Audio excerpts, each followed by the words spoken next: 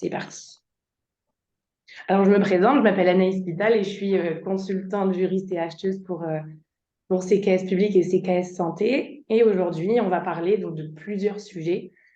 Ça va être assez dense, comme je vous le disais. On va avoir un aperçu des dernières évolutions réglementaires avec éventuellement des questions-réponses si vous avez des questions. Dans le cas où on n'aurait pas le temps de répondre à toutes les questions ou dans le cas où je n'aurai pas la réponse dans l'immédiat, parce que c'est des choses qui arrivent, on vous transmettra également un compte-rendu du webinaire dans lequel on vous donnera les réponses argumentées et plus renseignées à vos différentes questions. Ensuite, on parlera de la gestion des marchés en situation de crise, parce que je sais que c'est un sujet qui vous intéresse beaucoup, donc les problèmes d'approvisionnement, les hausses de prix, comment est-ce qu'on met en œuvre une révision, et enfin, l'actualité jurisprudentielle. Donc, l'objectif numéro 1, appréhender les dernières évolutions réglementaires. Le nouveau code de la commande publique qui n'est plus si nouveau, puisqu'il est quand même entré en vigueur en 2019, mais je vais revenir rapidement sur les nouveautés que ça a pu entraîner. On a eu une codification à droit constant des textes, avec quelques modifications mineures. La jurisprudence administrative, qui a donc pris sa place dans le code. Et enfin, la codification de nouveaux textes relatifs aux droits de la commande publique, notamment l'expérimentation de 3 ans qui permet aux acheteurs de passer des marchés négociés pour leurs achats innovants d'un montant inférieur à 100 000 euros. Ça, je ne sais pas si vous en aviez entendu parler, mais ça a été pérennisé en 2021. À l'origine, c'était une expérimentation, maintenant ça va rester. Et la fameuse loi industrie verte dont je vais vous reparler, au départ, avait pour projet de monter ce seuil à 300 000 euros. Donc, on aurait pu passer des marchés de gré à gré directement avec une entreprise pour des marchés innovants jusqu'à 300 000 euros, mais ça n'a pas été conservé. Donc, la loi industrie verte est passée et elle est en vigueur, mais ces 300 000 euros n'ont pas été adoptés. Ensuite, la mise à jour des seuils de procédure. Donc, ce qui va distinguer le fait qu'on passe par une procédure adaptée ou une procédure formalisée. Les seuils jusqu'au 31 décembre 2023, ils sont affichés ici. Ce qu'il faut savoir, c'est qu'on n'a pas eu de retour ou d'informations sur le fait qu'on pourrait avoir de nouveaux seuils en 2024. Donc, ces seuils qui s'appliquaient en 2022 et 2023, ils avaient été publiés au niveau européen en décembre 2021. Donc, à voir si d'ici la fin d'année, on a de nouveaux seuils pour les années à venir ou pas. Et enfin, la dispense de procédures de publicité et de mise en concurrence pour les marchés de travaux inférieurs à 100 000 euros, qui était initialement échue au 31 décembre 2022, a été prorogée jusqu'au 31 décembre 2024. Ça, on y reviendra aussi. Enfin, un petit tsunami dans le monde des marchés publics, ça a été en 2022 le fait qu'on ne puisse plus conclure d'accord cadre sans montant maximum. Désormais, les accords cadres peuvent être conclus soit avec un minimum et un maximum en valeur ou en quantité, soit avec seulement un maximum en valeur ou en quantité. Et je viens trop pas avec mon ordi. Vous pourriez couper votre micro, s'il vous plaît. Merci. Les nouveaux CCAG. Les nouveaux CCAG d'avril 2021, quelles ont été les grandes nouveautés? Donc, je viens te revoir avec mon ordi quand je... Les CCAG, pour rappel, ce sont des documents généraux auxquels les acheteurs peuvent se référer pour définir les clauses d'exécution de leur marché public. Le Code de la commande publique dispose qu'il fixe les stipulations de nature administrative applicables à une catégorie de marché. Dans votre CCAP, si vous y faites référence, il faudra préciser tous les cas dans lesquels vous allez y déroger. Les cas les plus courants de dérogation, ça va être ceux de l'ordre des pièces contractuelles et des pénalités. En 2021, on a eu la création d'un nouveau CCAG consacré à la maîtrise d'œuvre, la mise en place d'une clause de propriété intellectuelle unique, sauf dans le CCAG maîtrise d'œuvre, qui prévoit forcément une clause plus adaptée, et de nouvelles dispositions sur les pénalités, avec une exonération des pénalités prévues lorsqu'elles sont inférieures à 1 000 euros. Le montant total des pénalités de retard ne pourra pas excéder 10% du montant hors taxe de l'ensemble du marché. C'est pour ça que je vous disais qu'on y déroge souvent finalement, parce que ça ne nous arrange pas forcément en tant qu'acheteur. Le taux d'avance fixé à 20% lorsque le titulaire ou le sous-traitant est une PME, on va y revenir. La dématérialisation intégrée avec la facturation Chorus. Le fait que chaque membre d'un groupement va percevoir directement les sommes qui se rapportent à l'exécution de ses propres prestations. L'intégration de la protection des données à caractère personnel, donc le fameux RGPD. le fait que les CCAG organisent un peu le recours aux clauses d'insertion sociale, et enfin, l'obligation pour le titulaire de fournir un schéma d'organisation et de gestion des déchets pour les marchés de travaux.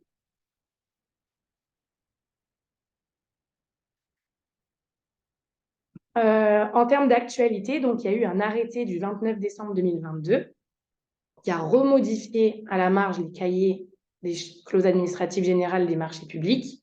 Donc, dès le 1er janvier 2023, c'est ce que je vous disais, on a déjà eu une modification avec un relèvement de 20 à 30% du taux d'avance minimum réglementaire pour les marchés conclus par l'État avec une PME. Pour le CCAG marché de travaux, je ne sais pas si ça vous concerne et si vous passez encore des marchés de travaux, mais on a une réduction du délai prévu à l'article 50.2.1 de 6 à 4 mois entre la notification d'un marché et l'ordre de service de démarrage effectif des travaux. C'est pour éviter une inflation des coûts durant cette période. Et en fait, le titulaire a droit à une résiliation du marché pour ordre de service tardif.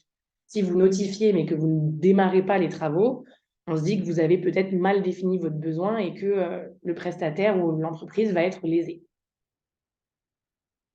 Ensuite, on va parler de la fameuse loi ASAP du 7 décembre 2020. Donc, c'est la loi d'accélération et de simplification de l'action publique. On a eu un relèvement temporaire du seuil de dispense de procédure pour les marchés publics de travaux. Donc ça, je vous en ai parlé. C'est l'article 142 de la loi.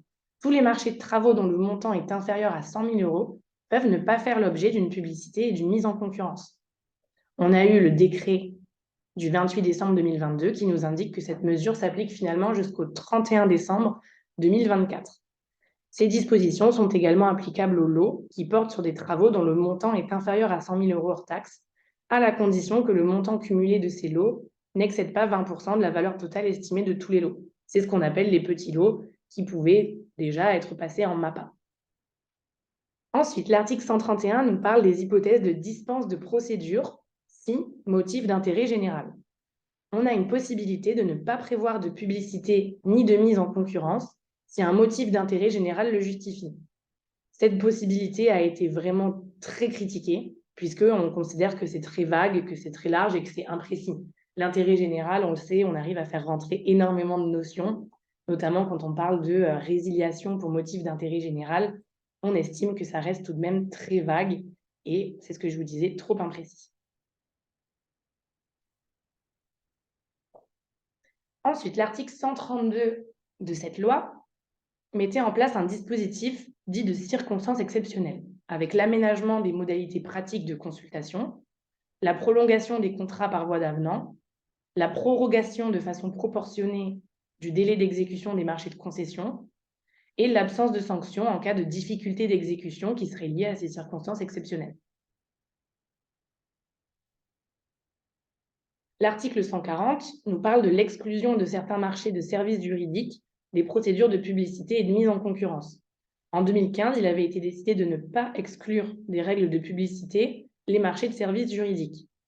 On a eu un arrêt de la Cour de justice de l'Union européenne en 2019, dans lequel celle-ci nous rappelle que l'exclusion des services juridiques de représentation légale d'un client par un avocat et les services de consultation juridique n'était pas contraire au principe d'égalité de traitement ni au principe de liberté d'établissement, puisque ce besoin avait une très forte part d'intuitu personae.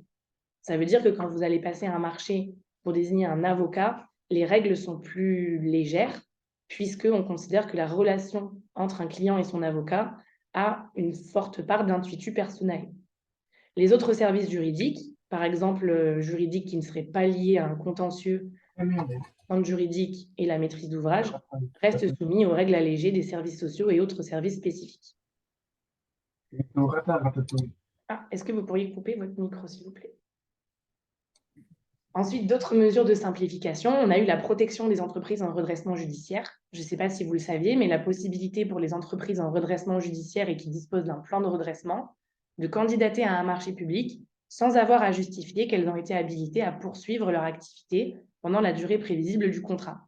Alors qu'avant, c'était le cas. On devait demander une autorisation, une habilitation de la part d'un juge pour qu'elles puissent continuer à travailler.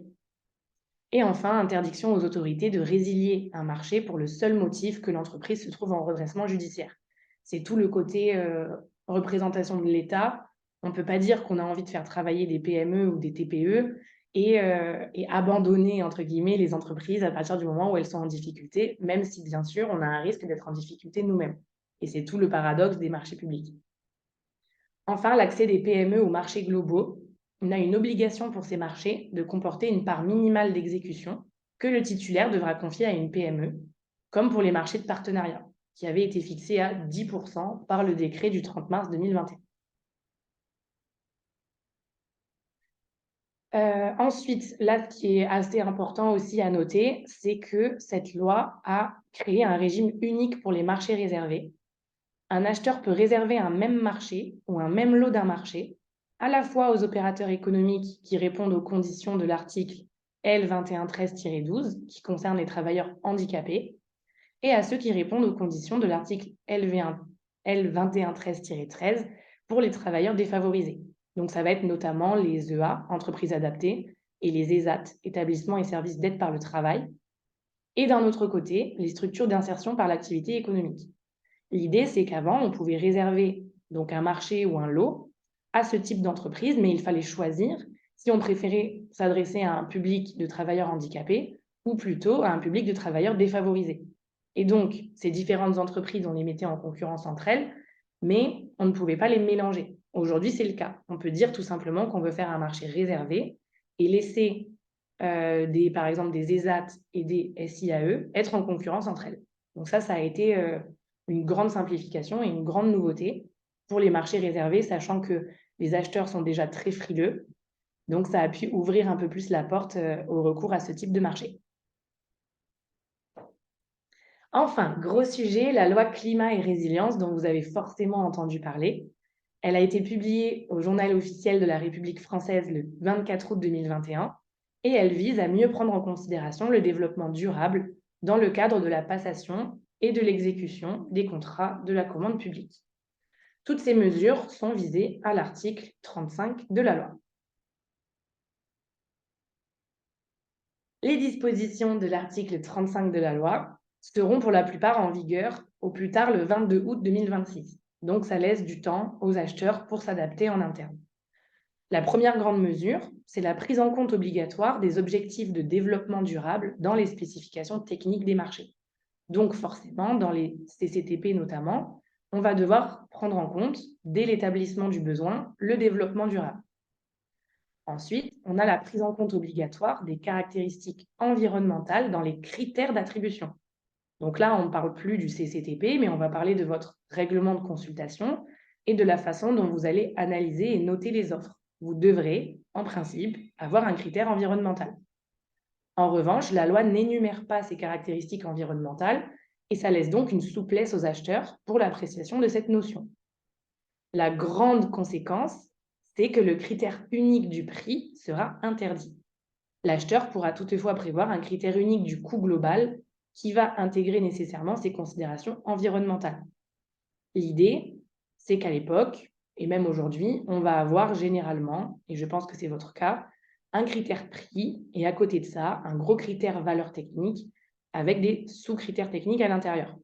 Parfois, vous allez détacher le critère délai et maintenant, souvent, on détache vraiment le critère RSE ou développement durable qui est un critère à part entière. Maintenant, on ne pourra plus avoir un critère prix unique, ce qui était le cas de toute façon uniquement pour les objets très standards, on va dire. Par exemple, si vous deviez acheter des stylos, sachant qu'on gardait souvent un critère délai à côté. Donc, en fait, le critère unique du prix, très honnêtement, je l'ai rarement vu. Le fait qu'il soit prépondérant, voire 80-90%, oui, mais le critère unique du prix, de toute façon, c'était quelque chose d'assez rare. Ensuite, on a la prise en compte obligatoire des considérations relatives au domaine social ou à l'emploi dans les conditions d'exécution du marché. Jusqu'ici, le Code de la commande publique laissait à la discrétion de l'acheteur l'appréciation des conditions d'exécution. Dorénavant, il devra nécessairement prendre en compte le développement durable. Bien entendu, on a des dérogations et celles-ci sont possibles dans 4 hypothèses. La première, c'est si le besoin peut être satisfait par une solution immédiatement disponible. Ensuite, si cette prise en compte n'est pas susceptible de présenter un lien suffisant avec l'objet du marché. L'idée, c'est toujours la même. On ne va pas appliquer bêtement. Si dans votre marché, vous n'avez aucun moyen de créer un critère d'attribution qui soit relatif au développement durable, donc à l'environnement ou au domaine social, vous ne pourrez pas l'inventer. Surtout qu'on estime aujourd'hui qu'une entreprise ne peut pas simplement avoir recours à un critère global qui serait la politique RSE de l'entreprise. Le but, c'est que ça soit lié à l'objet de votre marché. Je pense que vous avez déjà eu le cas. On met un critère RSE, on se retrouve avec un mémoire développement durable ou un mémoire RSE qui fait 200 pages où l'entreprise va nous dire, moi, au siège de mes bureaux à Paris, on trie le papier. Enfin, on recycle le papier. Donc j'entends, c'est très bien, mais qu'est-ce que ça a à voir avec l'exécution du marché de travaux que je suis en train de passer? Rien du tout. Donc il faut qu'on arrive à relier ces critères environnementaux ou développement durable de façon générale avec l'objet du marché. Si ce n'est pas le cas et que ça ne s'y prête pas, on pourra avoir une dérogation. Ensuite, si cette prise en compte devait restreindre la concurrence ou rendre techniquement ou économiquement difficile l'exécution de la prestation. Et enfin, si la durée d'un marché de travaux est inférieure à 6 mois. L'acheteur doit veiller à justifier l'utilisation de cette dérogation, notamment dans le rapport de présentation. Parce que ça rejoint un peu ce que je disais tout à l'heure sur l'intérêt général. Là, si on dit que ça rend techniquement ou économiquement difficile l'exécution de la prestation, c'est assez vague. Vous pouvez très bien avoir soit un recours, soit un juge qui va vous retoquer. Donc, il faudra pouvoir bien le justifier. Enfin, la prise en compte obligatoire des caractéristiques environnementales de l'offre dans les contrats de concession. Ensuite, un grand sujet, c'est que cette loi et ce décret d'application prévoient la publication et le recensement des données essentielles des marchés, obligatoires dans les 2 mois suivant la notification ou la modification du marché, lorsque la valeur du besoin est égale ou supérieure à 40 000 € hors taxe. Donc, concrètement, c'est quasiment tous vos besoins, surtout avec la computation des seuils. 40 000 € hors taxe, ça va très vite. Au plus tard, jusqu'au 31 décembre 2023, il faut publier ces données essentielles sur le profil d'acheteur. Et au plus tard, à compter du 1er janvier 2024, c'est pour ça que c'est d'actualité et que c'est vraiment demain, publication sur le portail national des données ouvertes. Ça, je vais vous en reparler. Autre point, depuis le 4 mai 2022, possibilité d'exclure une entreprise qui n'aurait pas satisfait à l'obligation d'établir un plan de vigilance prévu au Code de commerce. Donc, c'est une interdiction de soumissionner facultative. Autre très, très grand sujet d'actualité, depuis le 1er janvier 2023, le SPASER est obligatoire pour les collectivités territoriales et leurs groupements, dont les dépenses annuelles s'élèvent à plus de 50 millions € hors taxes. Jusqu'à il y a quelques jours, les GHT n'étaient pas directement concernés par la mesure, les établissements de santé dans leur ensemble. Pour rappel, le schéma de promotion des achats publics socialement et écologiquement responsables est un outil qui incite les acheteurs publics à effectuer des achats responsables. Quelles sont les incidences de cette loi sur l'achat public? Ça va être l'expression d'une meilleure prise en compte des critères environnementaux, sociaux et économiques dans vos marchés.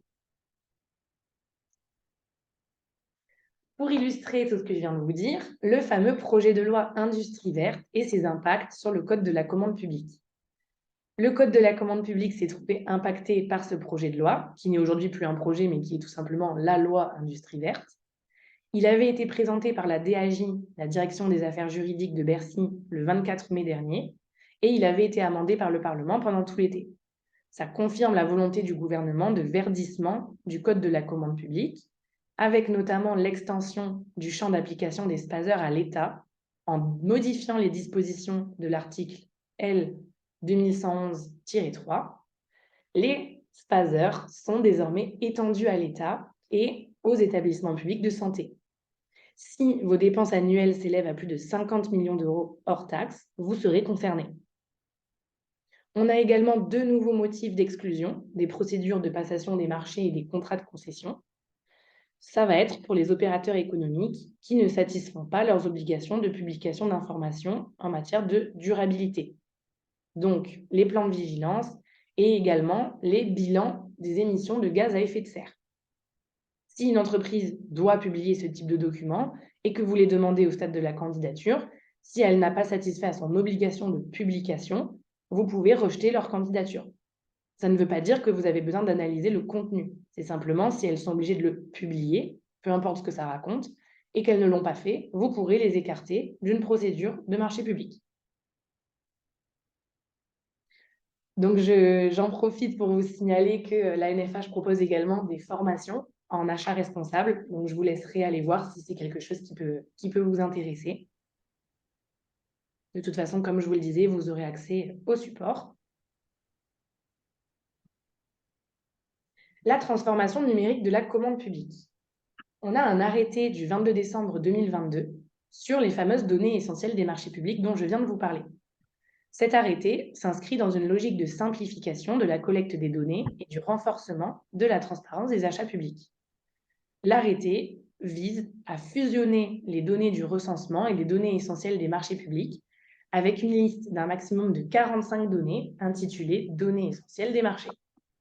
Ces données seront publiées sur le portail national des données ouvertes pour les marchés publics d'un montant égal ou supérieur à 40 000 € hors taxes, et ça va entrer en vigueur officiellement au 1er janvier 2024. Alors, qu'est-ce que c'est que des données essentielles? Selon l'arrêté, on va avoir un numéro d'identification du marché, la nature du marché, donc c'est de dire si ça va être un marché simple, un marché de partenariat, un marché de défense ou de sécurité, l'objet de votre marché, la technique d'achat qui a été utilisée, ça peut être un accord cadre, un concours, un système de qualification, un système d'acquisition dynamique, un catalogue électronique, etc. La modalité d'exécution de votre marché, donc si c'est un marché à tranche, si c'est des bons de commande, si vous avez des marchés subséquents. Autre donnée essentielle, la procédure que vous avez utilisée, si c'était une procédure adaptée, un appel d'offres, si c'était une procédure restreinte ou une procédure ouverte. La durée de votre marché, la date de notification et le fait d'avoir pris en compte des considérations sociales ou environnementales, sachant que ça reste forcément à ce stade déclaratif. Ensuite, on va vous demander si le marché public comporte des travaux, services ou fournitures innovants. Le nombre d'offres reçues, ça c'est intéressant, c'est pour voir si vos marchés sont à la fois attractifs, mais aussi si peut-être il y a une pénurie, peut-être que vous auriez dû faire une publicité plus large parce que la concurrence n'était pas assez mise en œuvre sur ce marché-là. Le montant hors taxe du marché, la forme du prix, donc unitaire, forfaitaire, mixte, l'attribution d'une avance, etc. Donc, comme vous le voyez, on a de très nombreuses données essentielles. Comment est-ce qu'on les transmet?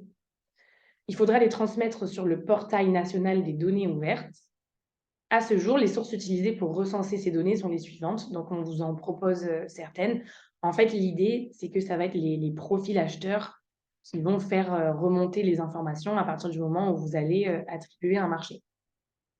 Quel intérêt de publier ces données essentielles, à part vous donner encore plus de travail que ce que vous n'avez déjà?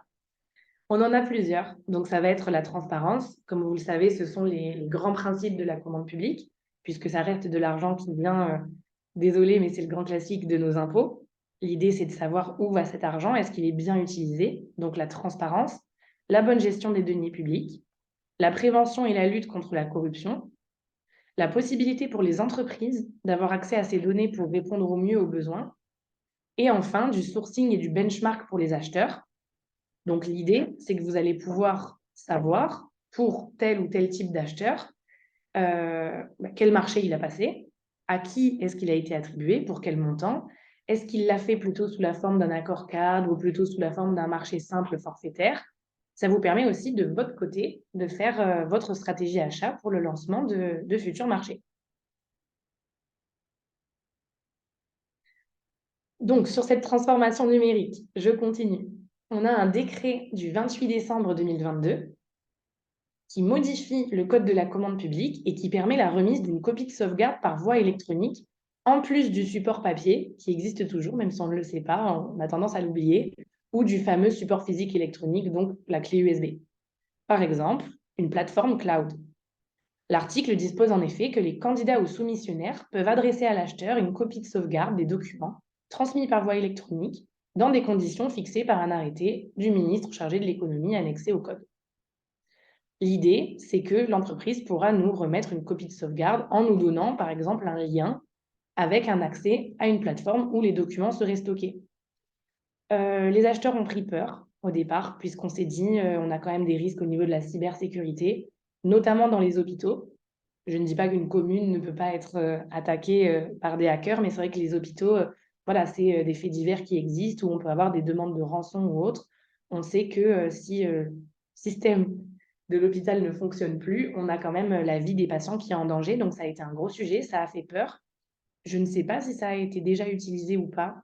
De toute façon, les entreprises, c'est vrai que heureusement ou malheureusement, la copie de sauvegarde, c'est quand même assez rare.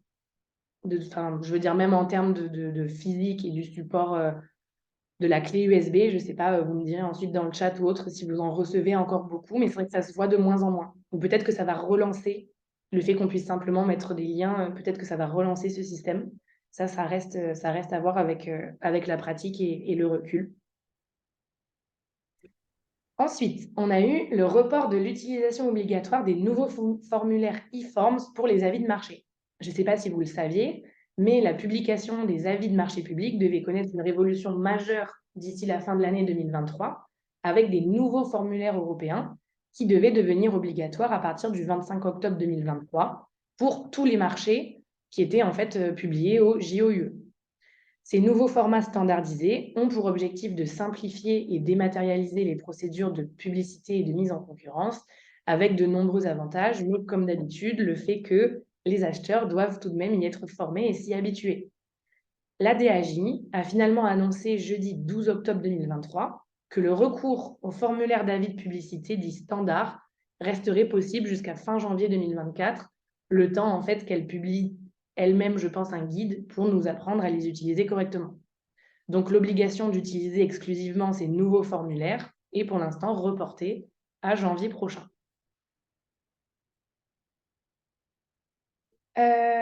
Ça, j'ai fait un petit focus sur les droits d'exclusivité parce qu'en 2023, on a eu un rapport de la Cour des comptes par rapport à l'École centrale de Marseille sur les droits d'exclusivité.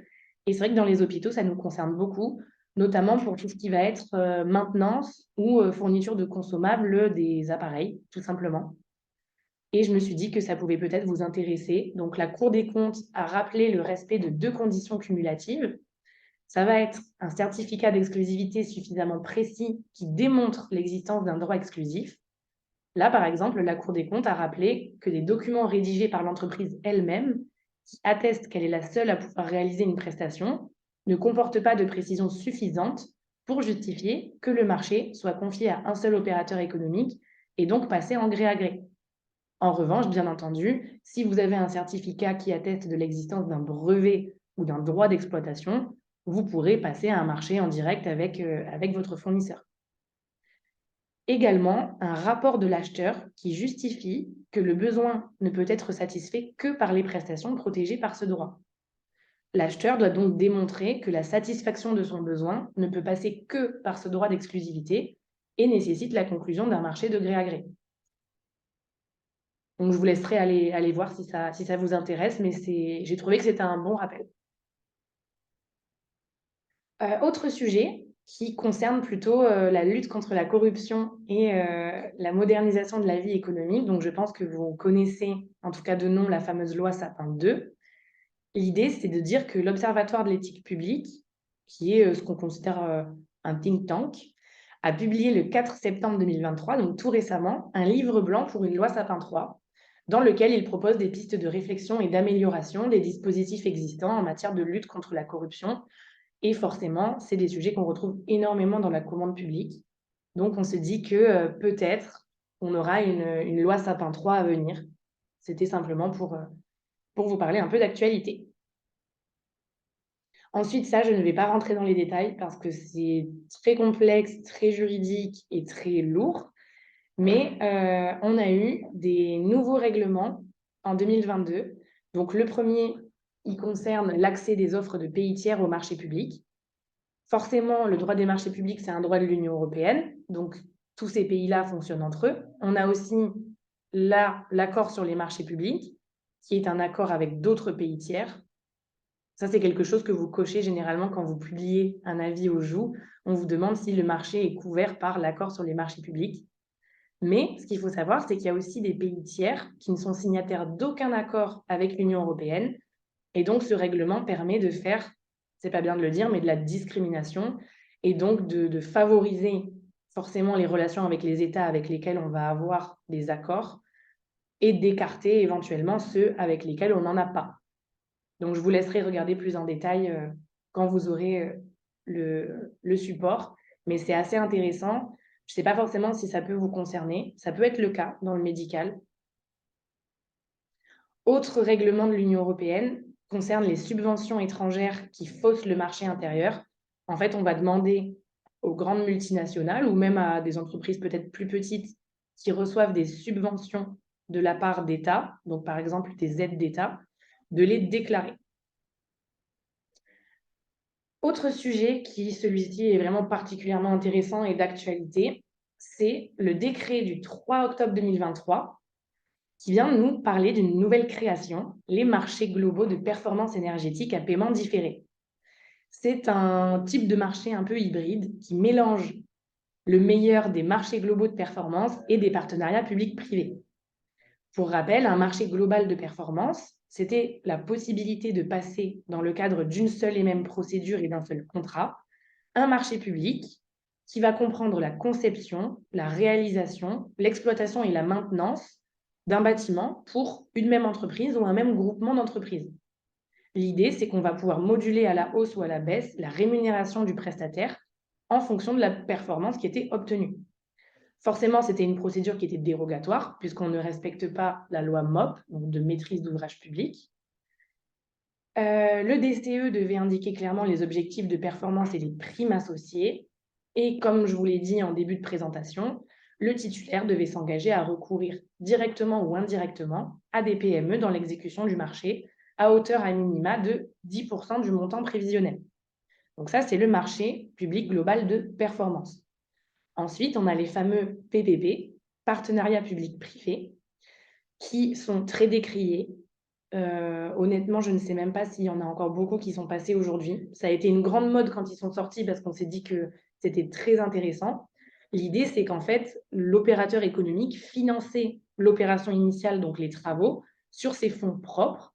Et ensuite, la personne publique, donc l'acheteur, versait un loyer à l'opérateur économique qui pouvait également se rémunérer grâce aux recettes qui étaient apportées par, je ne sais pas, ça pourrait être un stade par exemple, et on pourrait se rémunérer sur l'exploitation de ce stade. Avant de lancer les PPP, la personne publique devait réaliser des études d'opportunité, donc les risques, les coûts et les avantages, qui devaient être validés par le ministère de l'économie. Ce n'était pas si facile d'y recourir.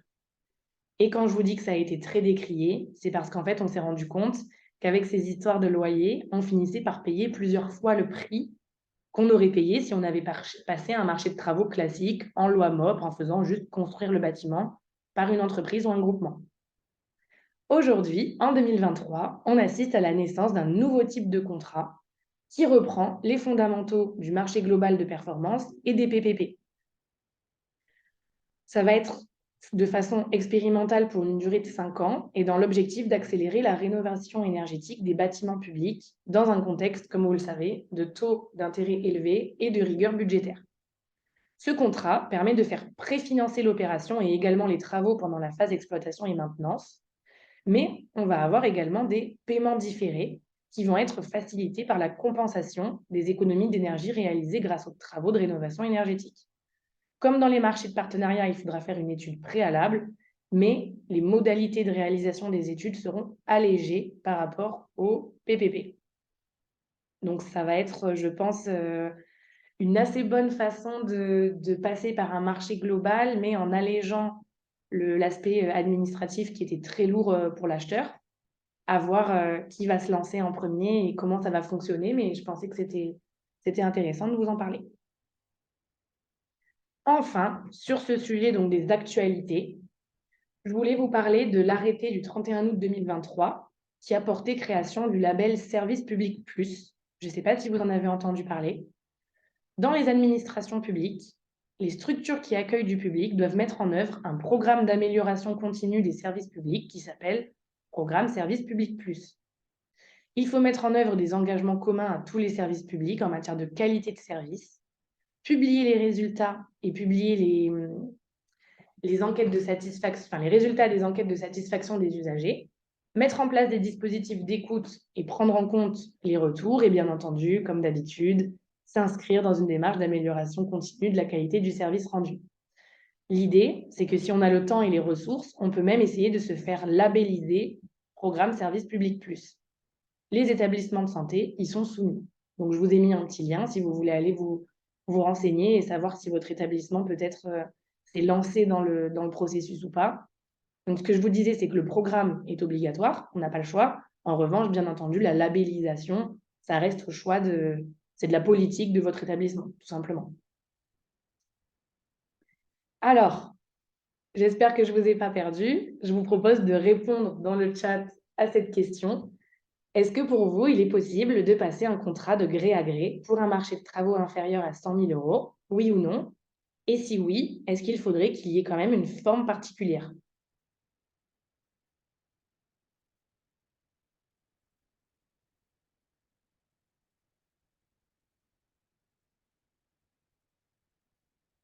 Ne me laissez pas seule, n'hésitez pas à vous lancer. Qu'est-ce que vous en pensez?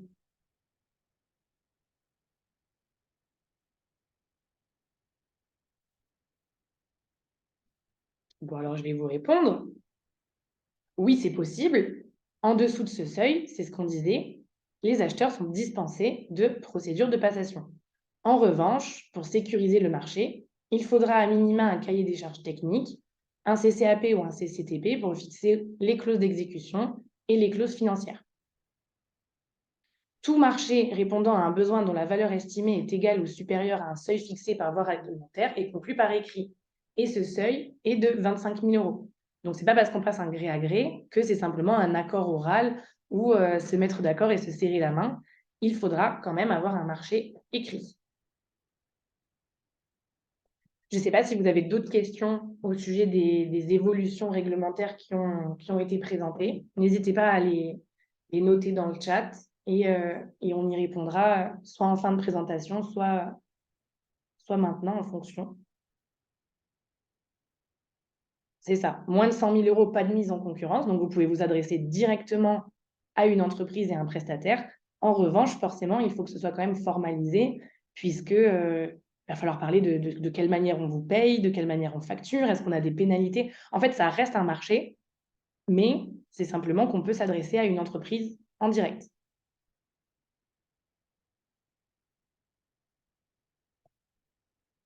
Si ça vous va, on va passer donc à la partie suivante, qui est la gestion des marchés en situation de crise et qui, je sais, est celle qui vous intéresse le plus.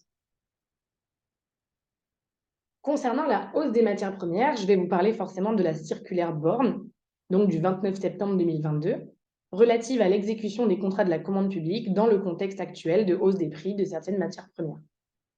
Tout d'abord, on a l'obligation de prévoir des prix révisables pour de nombreux marchés publics.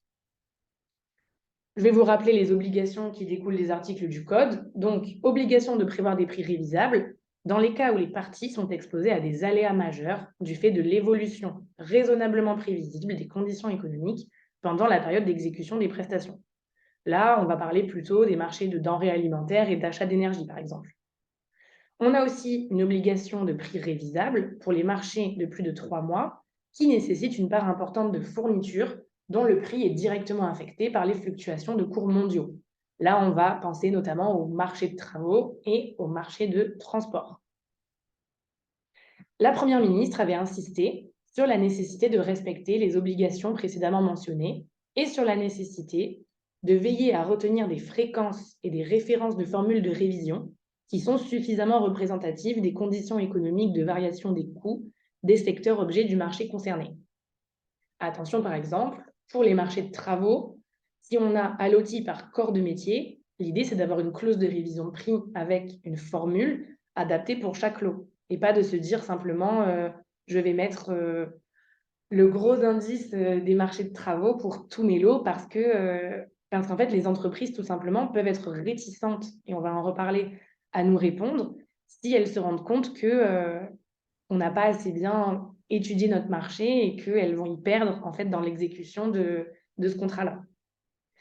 La circulaire Borne nous demandait aussi de ne pas prévoir de termes fixes aux formules de révision, ni de clauses butoirs ou de sauvegarde, afin que les clauses de révision reflètent fidèlement les variations des coûts réellement subis, à la hausse comme à la baisse. Bien entendu, on vit dans un monde où on a beaucoup d'inflation, mais l'idée, c'est que les clauses de révision de prix, en fait, tout simplement, suivent les cours, et donc, l'acheteur pourrait en bénéficier. Si les prix baissaient, l'acheteur pourrait bénéficier de cette clause de révision, puisqu'on pourrait avoir une baisse des prix. Malheureusement, je ne pourrais pas vous donner d'exemple de ce cas-là depuis quelques années, mais il faut se dire que ça existe, et ça peut aussi être à notre bénéfice. Ensuite, on a la possibilité de procéder à des modifications uniquement des clauses financières des contrats pour compenser les conséquences des hausses imprévisibles de certains coûts d'approvisionnement des entreprises prestataires. L'idée, c'est qu'on pouvait déjà avoir des modifications de marché concernant les spécifications techniques et les conditions d'exécution.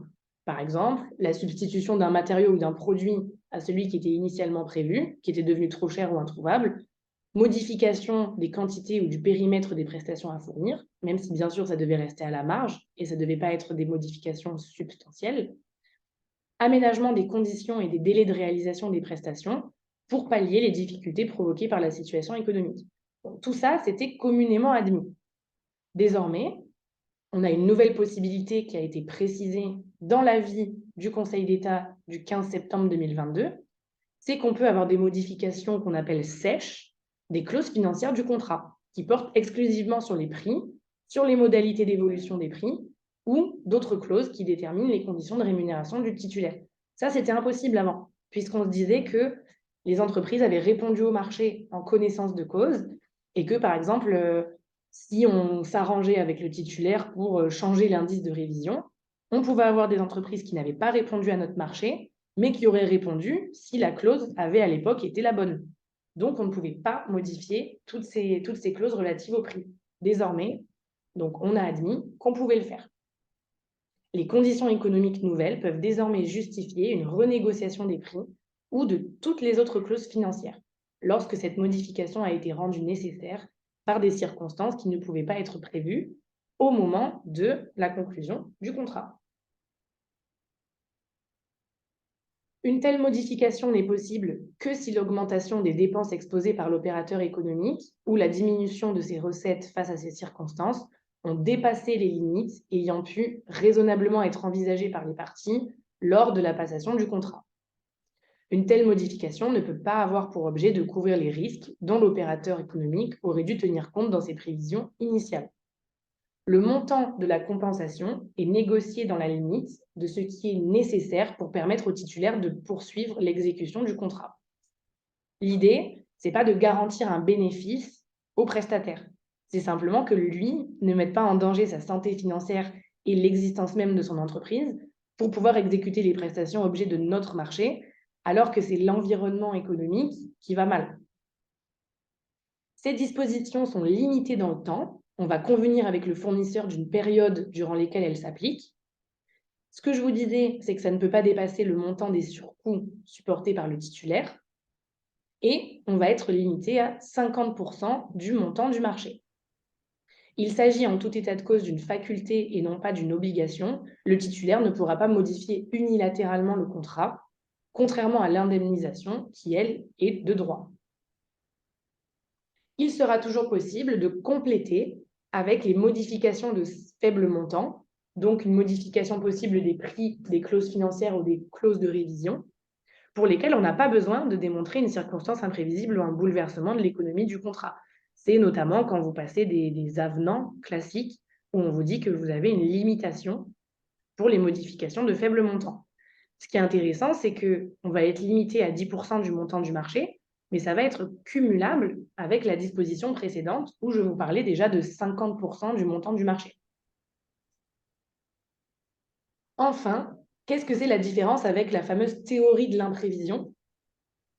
La théorie de l'imprévision, c'est le fait qu'en cas de survenance d'un événement extérieur aux parties imprévisible et bouleversant temporairement l'équilibre du contrat, le co-contractant, qui poursuit l'exécution de son contrat, donc là, votre titulaire, il aura droit à une indemnité.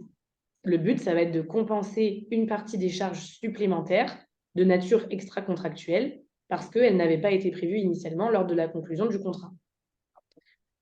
La logique, ça aurait été de dire que quand on a une clause de révision de prix, la théorie de l'imprévision ne s'applique pas. Si on a bien choisi notre clause de révision et nos indices, même si l'événement extérieur aux parties, par exemple une hausse, je ne sais pas, de l'essence ou autre, s'applique, de toute façon, nos prix vont suivre grâce à la clause de révision.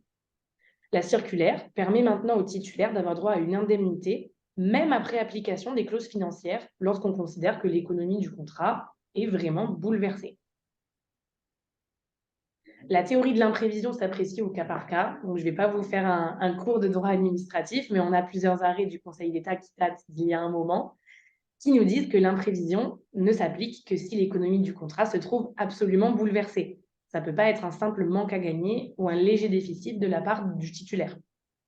La jurisprudence ne définit pas de seuil précis, mais en 2008, la Cour administrative d'appel de Marseille a estimé que 7% d'augmentation du coût d'exécution des prestations pour le titulaire, ça bouleversait l'équilibre financier.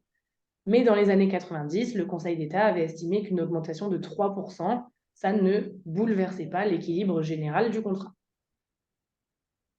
Selon la circulaire, on estime donc que la part de risque qui reste assumée par le titulaire peut varier autour de 5%. Le juge va bien sûr prendre en compte le contexte, si l'entreprise est une PME ou TPE ou si c'est un grand groupe. L'indemnité qui est versée, ça va être la contrepartie à la continuité de l'exécution du contrat de bonne foi. Ça compense donc les pertes subies sans garantir un bénéfice au titulaire. Cette indemnité d'imprévision, je ne sais pas si vous le saviez, on ne peut pas la contractualiser par voie d'avenant. Ça va faire l'objet d'une convention liée au contrat, parce qu'en fait, on ne modifie pas le contrat en lui-même.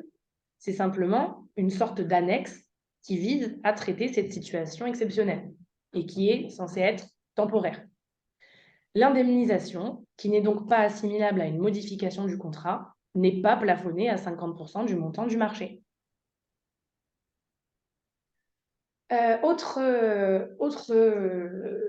principe qui a été donc introduit par cette circulaire, ça a été la possibilité de résilier le contrat à l'amiable s'il n'y avait pas d'accord pour poursuivre le contrat dans les conditions initiales.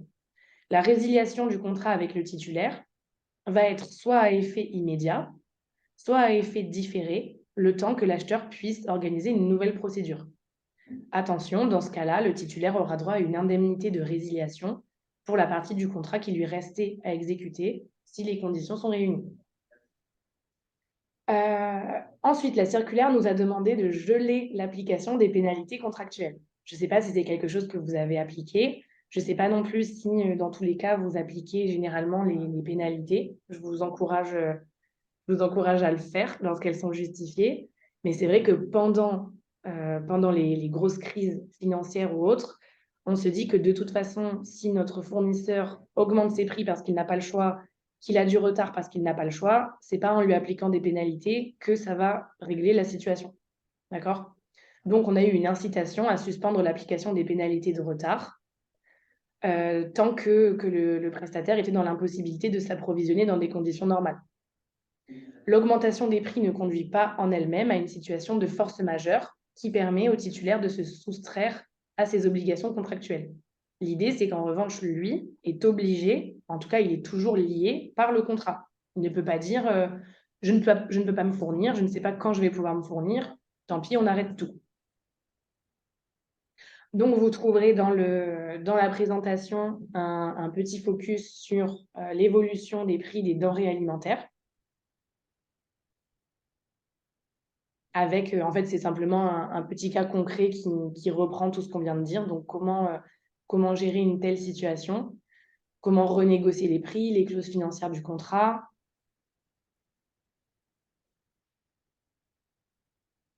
Donc voilà, je vous laisserai regarder tout ça.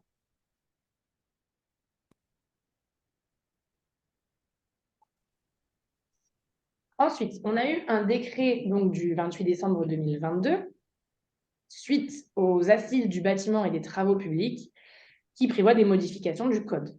On a parlé du relèvement de 20 à 30% du montant minimum de l'avance pour l'ensemble des marchés passés avec des PME, l'amélioration de l'échelonnement du remboursement de ces avances, et ensuite, on a eu donc quelques mesures vraiment spécifiques au milieu du BTP.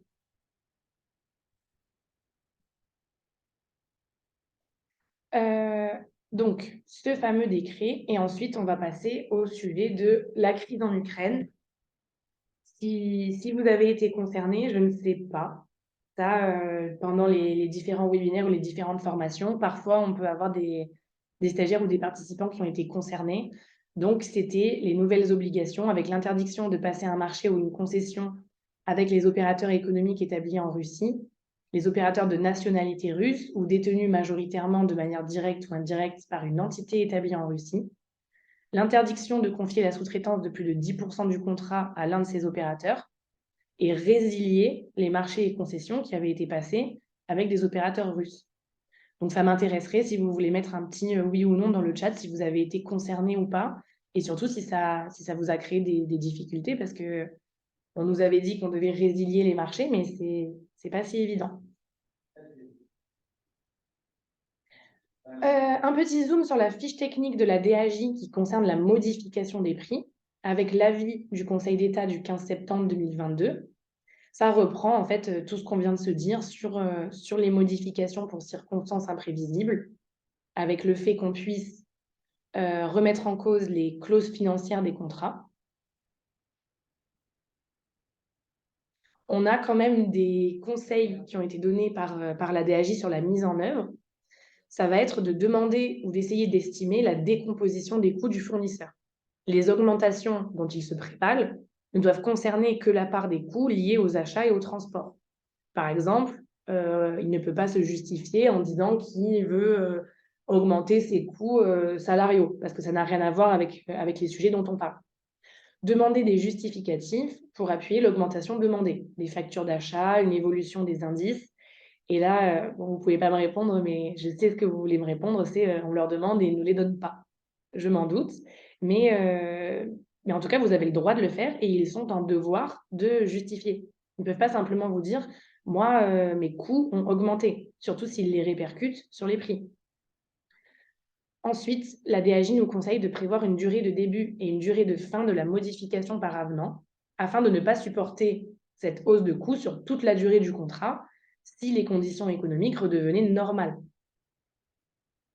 À noter que le seuil de 50% du montant du marché tient compte de la mise en œuvre de la clause de variation des prix. Donc, le montant va être calculé sur la base des derniers prix révisés et non pas des prix de l'offre initiale. Donc, ça avantage encore plus les entreprises. Les modifications de faible montant, on en a parlé. Donc, c'est possible et ça se cumule. Celles-ci, elles sont limitées à 10% du montant du marché et cumulables avec la disposition précédente. Et enfin, pour rappel, si la modification du contrat n'est pas suffisamment avantageuse pour l'autorité contractante, donc pour vous, par rapport à une remise en concurrence du contrat aux conditions économiques actuelles, le pouvoir adjudicateur peut toujours, au regard notamment de l'état de la concurrence sur le secteur considéré, envisager une suspension temporaire du contrat en attendant un retour à des conditions plus favorables ou éventuellement une résiliation différée, le temps d'organiser une nouvelle procédure de mise en concurrence pour sélectionner une nouvelle entreprise à un nouveau titulaire. Ça va vraiment dépendre de la raison pour laquelle il y a une hausse de coût. Par exemple, si ça va être votre fournisseur de fournitures ou de denrées qui a augmenté ses prix et qui ne peut plus forcément vous livrer alors que vous voyez que d'autres entreprises peuvent le faire, vous pouvez envisager de résilier parce que vous savez que vous trouverez un autre titulaire pour répondre à votre besoin. En revanche, si ce n'est pas le cas et que tout le secteur est concerné, ça ne sert à rien de résilier votre marché et de relancer un appel d'offres à côté, puisque de toute façon, vous allez peut-être même repartir de prix encore plus haut que ce que vous aviez réussi à obtenir de votre titulaire actuel avec révision. Donc voilà, toujours se poser la question, est-ce que ça vaut le coup, en fait, tout simplement, de résilier mon marché et d'en lancer un nouveau ou pas? L'idée, c'est que la DAJ a remis en cause le mode de calcul de l'imprévision. Ça a été vraiment un grand bouleversement dans le droit des marchés publics et dans la façon dont on gérait les prix et les clauses de révision, c'est que jusqu'à présent, le bouleversement de l'économie du contrat était examiné par les juridictions et par le gouvernement par rapport au montant total du contrat. En fait, on regardait si on avait eu un bouleversement de l'équilibre économique pendant toute la durée du contrat, et si c'était le cas et que le titulaire avait été fortement impacté, il avait le droit à une indemnisation. Ici, la DAJ va nous dire que ce bouleversement est apprécié par période d'imprévision, de sorte qu'une indemnité pourrait être versée, même si l'équilibre du contrat n'était pas bouleversé sur toute sa durée. Donc en fait, on pourrait avoir des demandes indemnitaires plusieurs fois.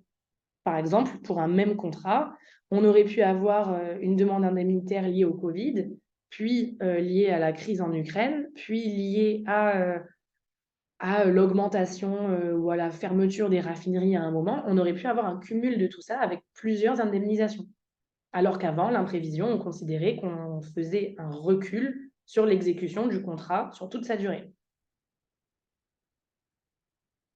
Alors, comment modifier les prix d'un marché public? On en a parlé, on va avoir un nombre limité de cas, la fameuse clause de révision avec la formule, la clause de réexamen qui prévoit une modification des prix mais différente d'une formule de révision.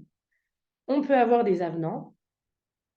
Et enfin, si on ne peut pas modifier les prix et qu'on se retrouve bloqué, en dernier recours, on va envisager la résiliation. Donc, c'est ce que je vous disais, il faut toujours garder à l'esprit que la passation d'un nouveau marché est coûteuse en temps et en argent et que les nouvelles offres vont respecter les nouvelles conditions économiques. Ce sera rare en période d'augmentation des prix d'obtenir de meilleures offres en passant à un nouveau marché. L'idée, c'est d'essayer de privilégier les solutions qui vont assurer la continuité de vos marchés en cours. Face à cette situation de crise, les fournisseurs peuvent vous signaler deux types de pénuries. Donc le premier cas, ça va être le titulaire du marché qui peut continuer à exécuter ses obligations, mais à un coût qui est bien supérieur à celui convenu initialement dans le contrat. Et ça, c'est ce qu'on voit aujourd'hui au quotidien, c'est que notre fournisseur, il a du stock, mais il nous dit ça va coûter beaucoup plus cher. Le cas numéro 2, c'est le titulaire du marché qui ne dispose plus des matières premières ou des fournitures nécessaires à la réalisation de ses obligations. Il est vraiment en défaut d'approvisionnement et donc il n'exécute plus. Alors, à quelle solution est-ce que vous pourriez penser et est-ce que ce serait les mêmes dans ces deux situations? Qu'est-ce que vous feriez par rapport à tout ce qu'on vient de se dire? À quoi vous pensez pour essayer de maintenir les relations contractuelles tout en ne subissant pas trop cette situation? Est-ce que vous avez des idées?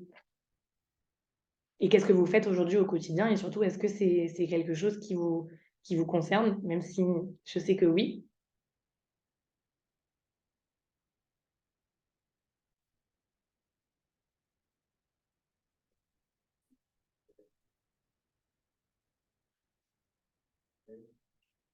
Alors, dans le cas numéro 1, on a une augmentation nette du coût d'exécution de la prestation. L'idée, ça va être de modifier les clauses et d'indemniser le titulaire au titre de l'imprévision, puisqu'il y a droit, étant donné que c'est le marché qui fait que les prix sont plus élevés.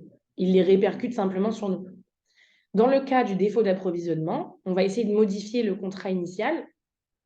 On va essayer aussi de faire exécuter aux frais et risques et conclure un marché de substitution avec un tiers, sans pour autant opérer une résiliation. On essaye de maintenir la relation avec notre fournisseur jusqu'à ce que ça aille mieux. Et en dernier cas, si on n'a pas le choix, la résiliation. En raison du contexte actuel, les entreprises sont de plus en plus frileuses pour répondre au marché. Quelles bonnes pratiques est-ce qu'on peut mettre en place pour éviter les marchés infructueux et sécuriser les prestataires qui répondent aux consultations? Par rapport à tout ce qu'on s'est dit, est-ce que vous avez des pistes?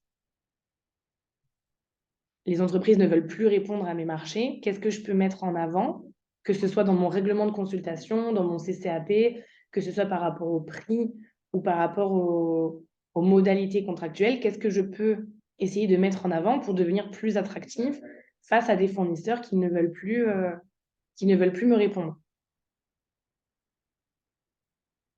Est-ce que vous avez des idées?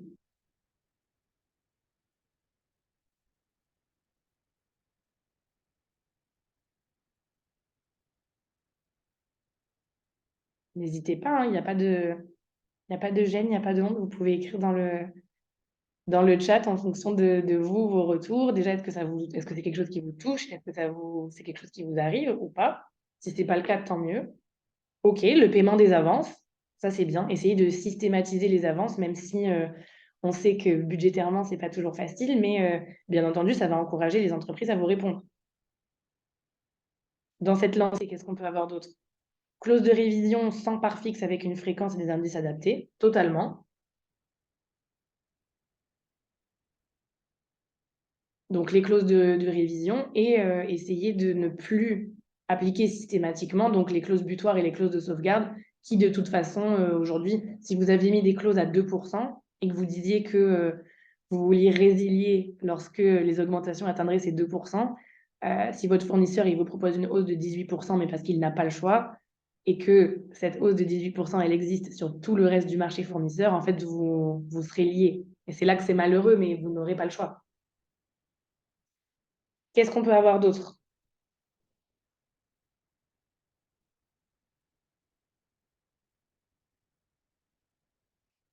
Bon, je vais vous faire des propositions et vous me direz si ça vous paraît logique. Pénalité adaptée complètement.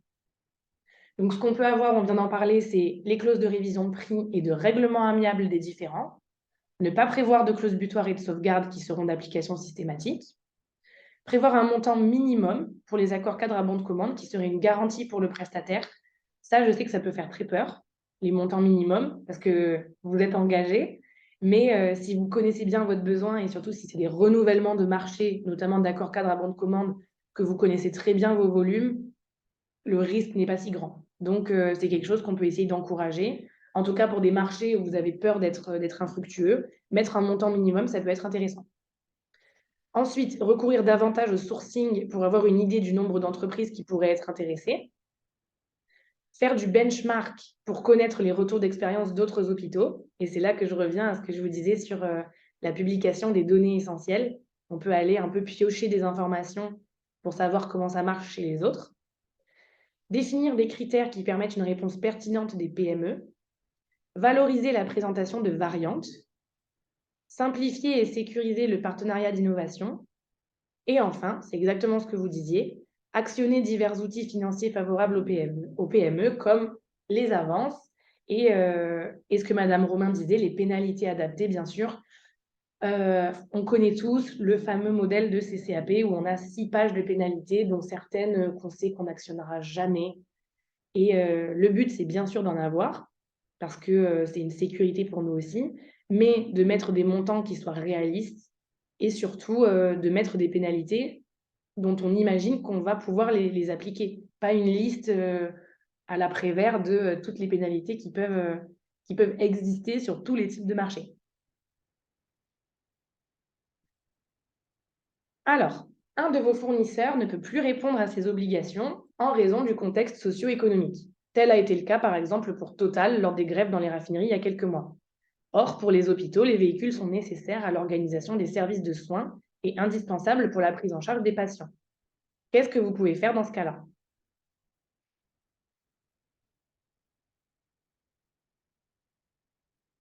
Est-ce que vous avez une idée? Est-ce que vous avez été face à ce cas? Et qu'est-ce qu'on peut faire? On en a déjà parlé. Qu'est-ce que vous faites si votre fournisseur ne peut plus répondre à ses obligations?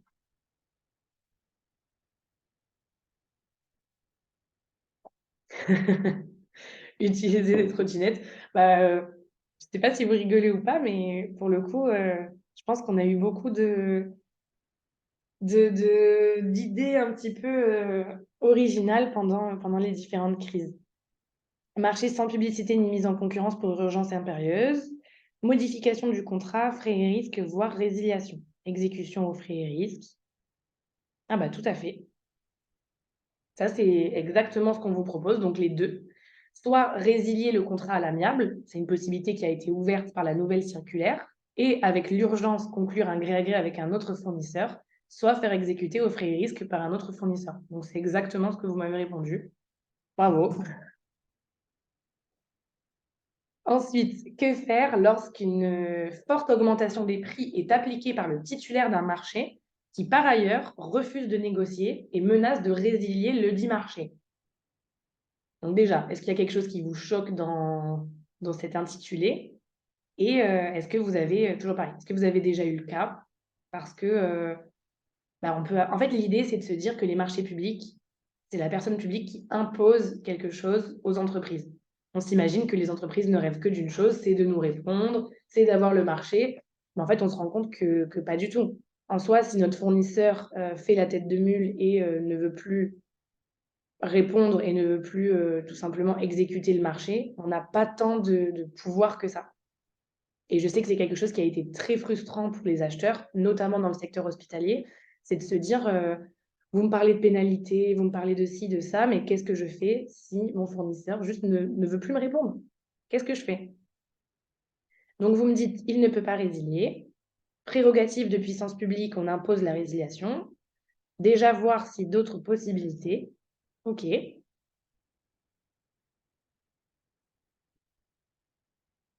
Alors, par principe, en tant que personne publique dotée de prérogatives de puissance publique, vous êtes le seul à disposer de la possibilité de résilier le contrat. C'est la grande particularité des contrats administratifs.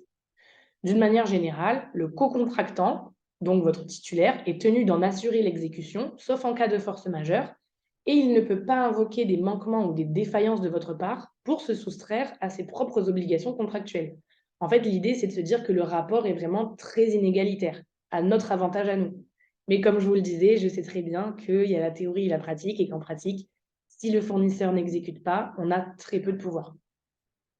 Depuis la décision du Conseil d'État Société Grenke Location, le titulaire d'un marché peut potentiellement résilier unilatéralement un contrat. Ça, je ne sais pas si vous en aviez entendu parler. Le régime d'une telle résiliation est encadré. Il faut qu'il y ait un manquement aux obligations contractuelles de l'administration, donc de vous. Il faut qu'une clause contractuelle ait prévu cette faculté, ce que, bien sûr, vous allez bien vous garder de faire. Et il faut que le marché en cause ne porte pas sur l'exécution même d'un service public. La personne publique pourra toujours se prévaloir d'un motif d'intérêt général pour justifier la poursuite du marché. Et enfin, la conclusion de cette histoire, c'est de se dire que le but, c'est de privilégier les échanges avec le fournisseur tant que cela est possible et de ne pas arriver dans une situation où il nous menace de vouloir résilier. De toute façon, il ne peut pas vraiment le faire. Mais c'était intéressant pour vous parler de cette jurisprudence qui disait que potentiellement, un fournisseur pourrait essayer de demander la résiliation d'un marché tout seul de son côté.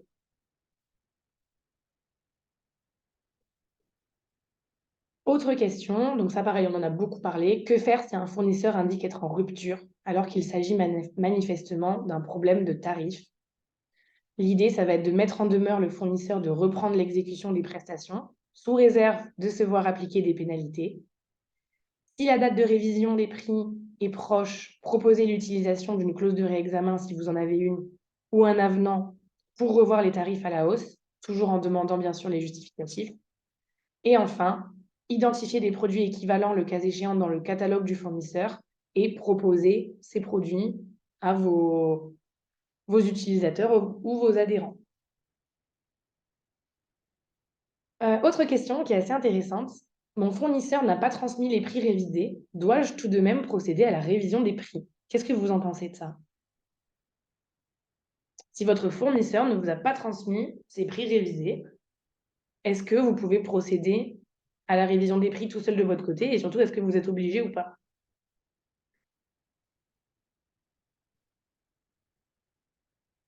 OK. Donc on me dit oui. On me dit oui obligatoire car la trésorerie pourrait nous l'imposer. OK. Non.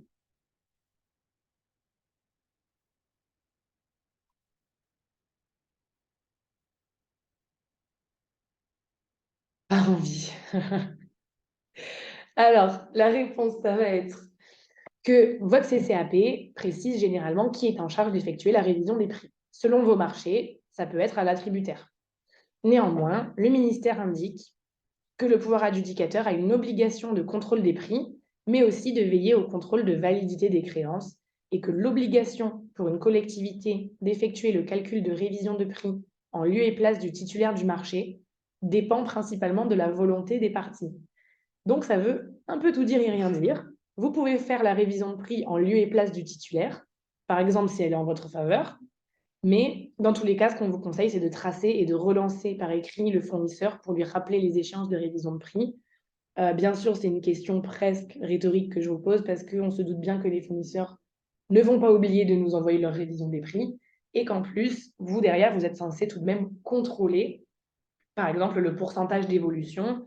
Vous devez contrôler qu'ils ont bien respecté ce qui était contractualisé, si vous aviez une clause butoir ou une clause de sauvegarde.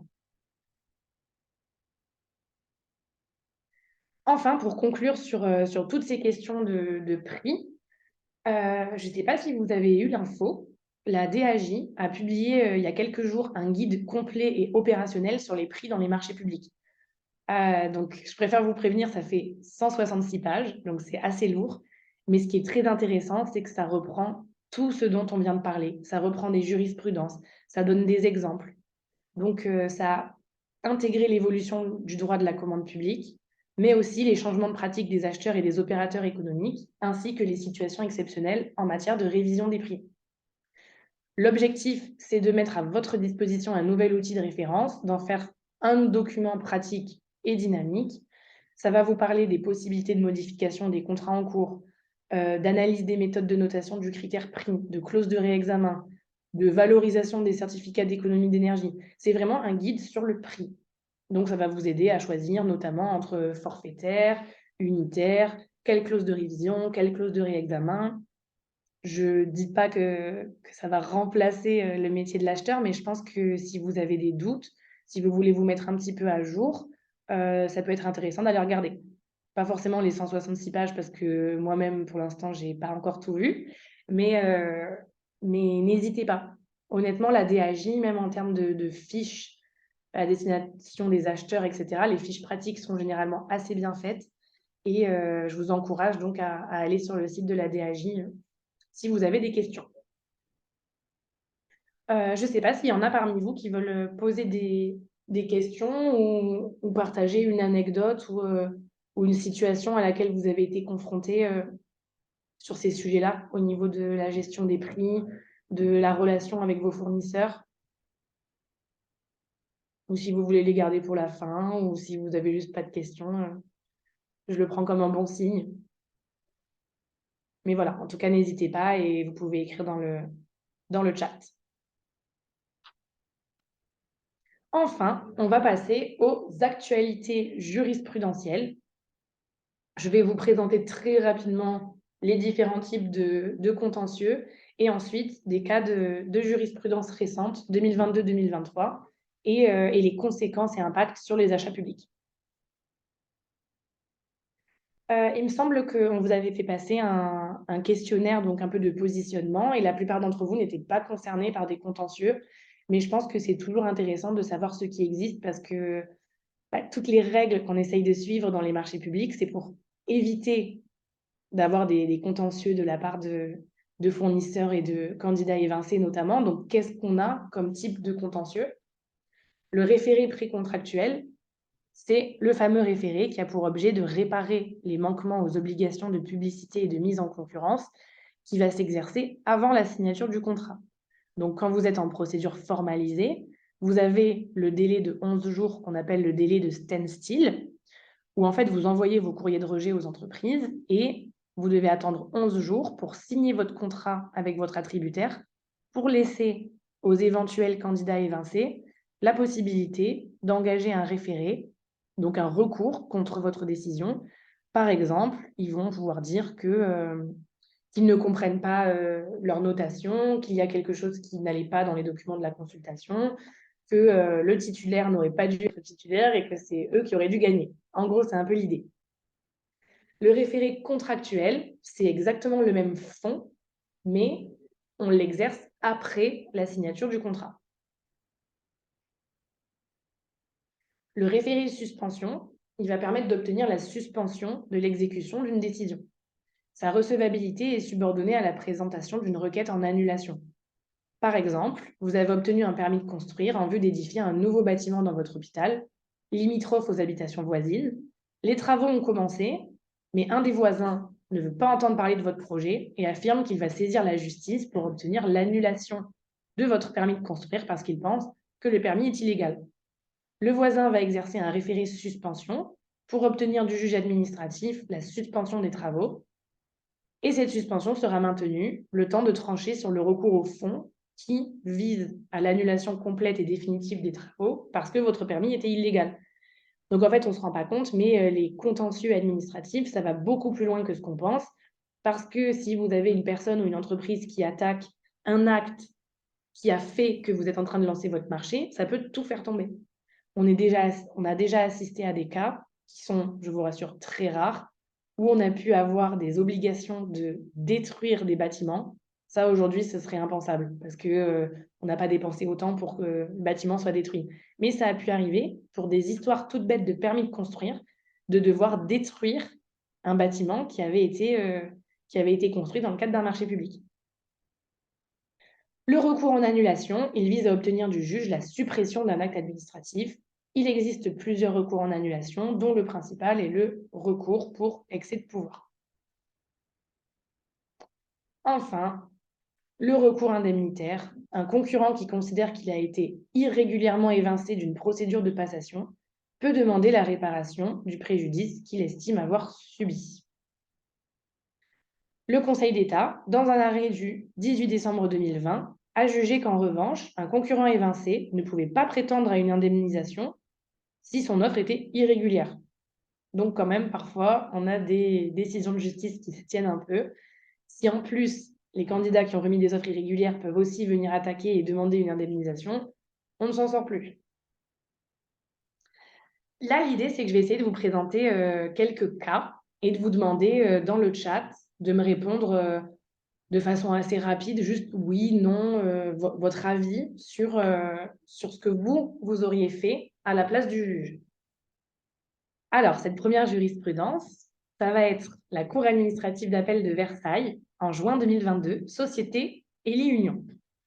Un concurrent évincé conteste la procédure au motif qu'une réunion a été organisée préalablement au lancement du marché entre l'acheteur et le président de la société attributaire et que cette réunion s'est suivie de nombreux échanges ultérieurs permettant à ce dernier de disposer d'informations précises sur les critères techniques et financiers du futur marché, plusieurs mois avant le lancement de la procédure.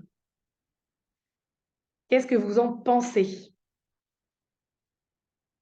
Est-ce que le concurrent évincé est dans son bon droit? Est-ce que vous pensez qu'il va réussir à faire annuler le contrat? Ou est-ce qu'on se dit, bon, bah, aujourd'hui, le sourcing, c'est autorisé, tout va bien? Ok, donc vous me dites, c'est simplement du sourcing. Et vous avez recueilli un pouce, donc vous êtes 2. Ou plusieurs pouces même. Après, quand même, cette réunion s'est suivie de nombreux échanges ultérieurs permettant à ce dernier de disposer d'informations précises sur les critères techniques et financiers. Moi, ça me pose un peu souci. Les critères seront communiqués à l'ensemble des candidats. Ok, je peux comprendre votre point de vue. Du coup, c'est vraiment intéressant parce qu'on voit un peu les pour et les contre. Si sourcing, il doit se faire avec plusieurs opérateurs économiques, donc égalité de traitement. En gros, c'est ça, c'est que c'est comme d'habitude. Le monde n'est pas tout noir ou tout blanc, c'est du cas par cas. Donc là, dans ce cas-là, le juge a considéré que le candidat était fondé à soutenir que ces irrégularités ont porté atteinte au principe d'égalité entre les candidats. Je pense que c'est parce que ce candidat-là a pu prouver que lui n'avait par exemple jamais été sollicité dans le cadre d'un sourcing, que comme par hasard, c'était seulement la société attributaire qui avait eu les infos. Et donc le juge nous rappelle qu'il est possible dans le cadre du sourcing, bien entendu, d'avoir des contacts avec les entreprises pour définir le besoin, mais qu'il faut s'adresser à plusieurs entreprises bien en amont du lancement, qu'on essaye de tracer les échanges pour éviter que justement un juge vienne nous retoquer derrière, et de communiquer toutes les informations techniques et financières clairement au sein du futur DCE pour ne pas favoriser une entreprise. Ensuite, autre cas, la Cour administrative d'appel de Marseille, en 2022 aussi, un département prévoit au règlement de consultation 2 critères de notation. Un sur le prix, noté sur 40 points, pas de sujet. L'autre sur la valeur technique, notée sur 60 points. Le critère technique est divisé en 3 sous-critères, on va avoir la description de la prestation, les moyens humains et les moyens matériels mis en œuvre. Un candidat évincé considère que les sous-critères description de la prestation et moyens humains sont entachés d'erreurs. Donc, il dit que pour lui, le règlement de consultation et le marché sont mal montés et il veut éventuellement faire annuler le marché.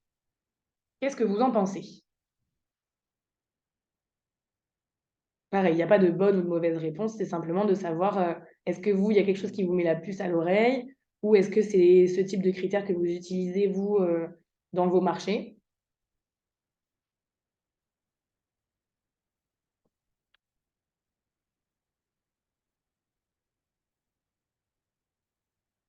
Les critères doivent être précis et non discriminants, OK.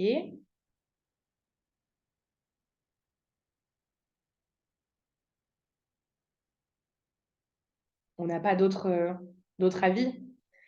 La solution apportée dans ce cas-là, ça a été que le juge a considéré que le département n'avait pas suffisamment précisé le sous-critère, notamment description de la prestation, en se contentant de préciser les éléments descriptifs à fournir sans préciser le contenu de ses attentes pour l'appréciation des prestations proposées. De plus, le département ne pouvait pas pénaliser le candidat évincé en raison du manque de précision sur ses moyens externes dans le cadre du sous-critère moyen humain, puisque les critères techniques ne comportaient aucune exigence relative à ces fameux moyens externes. Donc, la conclusion de cette histoire, c'est de dire qu'il faut faire attention à la rédaction des sous-critères qui seraient trop larges et veiller à bien préciser ce qui est analysé. Sinon, les entreprises, elles n'ont pas la moindre idée de ce qu'elles doivent mettre en avant. Donc, soit elles vont nous répondre à côté, soit elles vont nous répondre de façon bien trop vague et bien trop large. Bon à savoir aussi, je pense que vous le savez, mais c'est bien de le rappeler, en l'absence de sous-pondération, tous les sous-critères auront le même poids. Ça, je ne sais pas si vous le saviez, mais dans votre critère technique, votre critère valeur technique, vous pouvez avoir plusieurs sous-critères, mais si vous ne leur affectez pas une pondération particulière, on va considérer qu'ils sont tous pondérés à équivalence. Autre jurisprudence. Conseil d'État, 16 mai 2022, Société hospitalière d'assurance mutuelle. Un groupement d'entreprises est titulaire d'un marché. Durant l'exécution, un nouvel opérateur économique se substitue à l'un des membres du groupement. Est-ce que c'est une modification substantielle? Donc, est-ce que c'est possible ou est-ce que c'est une modification substantielle et donc ce n'est pas possible?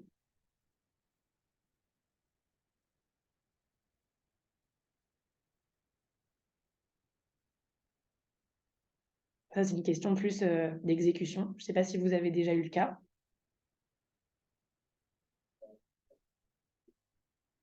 OK, on a un oui. Donc, vous pensez que oui, c'est une modification substantielle ou oui, c'est possible? OK, exactement. C'est ça, c'est le cas. Donc, le juge répond que oui, la substitution en cours d'exécution d'un marché d'un autre opérateur à un des membres du groupement constitue une modification des conditions essentielles du contrat qui doit conduire à la conclusion d'un nouveau contrat. L'idée, c'est quand même qu'on a un titulaire, on a envie de savoir qui c'est. Si on a un groupement, par exemple, de 3 entreprises et qu'elles peuvent être modifiées en cours d'exécution du contrat, ça remet vraiment tout en question.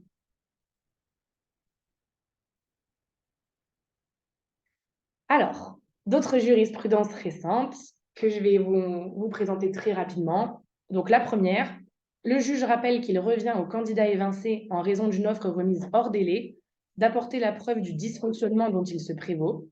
Il doit à cet effet démontrer qu'il a accompli les diligences en temps utile et d'autre part que le fonctionnement de son équipement informatique était normal. Je ne sais pas si parmi vous, certains ont connu l'époque où on n'avait pas encore la dématérialisation. On pouvait avoir un fournisseur qui arrivait en courant dans notre bureau avec la goutte sur le front. S'il était midi 01, midi 02, ça arrivait qu'on accepte les dossiers. À l'époque où c'était du papier. Maintenant, on passe par la plateforme, c'est horodaté, on n'a plus le droit à l'erreur. Donc, l'idée, c'est de bien mettre dans vos règlements de consultation que vous alertez les fournisseurs sur le fait que parfois il y a des problèmes de connexion Internet, il peut y avoir des problèmes de fonctionnement de la plateforme, ça arrive aussi. Donc, de ne pas poster ces offres 10 minutes avant la DLRO. Parce que ça arrive, voilà, ils nous appellent, ils nous disent je ne comprends pas, ça n'a pas chargé, est-ce que je peux vous l'envoyer par mail? Bah non, malheureusement ou heureusement, vous ne pouvez pas. Donc, si une entreprise dit qu'il y a eu un dysfonctionnement, elle doit pouvoir le prouver. Et généralement, il peut faire appel au support fournisseur des plateformes qui, si c'est justifié, leur donneront l'excuse. Et à ce moment-là, on peut accepter éventuellement un dépôt tardif. Mais si on n'a pas de preuve, ça ne peut pas être accepté. On a également un arrêt de la Cour de justice de l'Union européenne qui a précisé qu'à la suite d'un marché infructueux, le pouvoir adjudicateur pouvait lancer une invitation à participer à une procédure négociée sans publication préalable à un seul opérateur économique, donc concrètement un gré à gré, à la condition qu'il conserve les conditions initiales du marché sans introduire de modifications substantielles. Donc c'est l'un des cas auxquels on peut avoir recours à une procédure sans publicité ni mise en concurrence.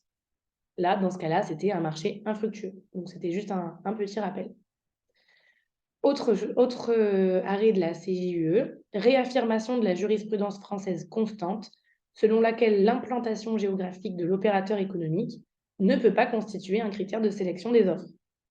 On ne peut pas dire « je veux un fournisseur qui vienne du Var, par exemple, si vous êtes dans le Var, pour répondre à votre marché ». On a plein d'autres techniques qui permettent de contourner cette histoire de critères géographiques. Notamment, ça va être mettre des délais de livraison très courts. Comme ça, on sait que ça va favoriser les entreprises qui sont géographiquement proches.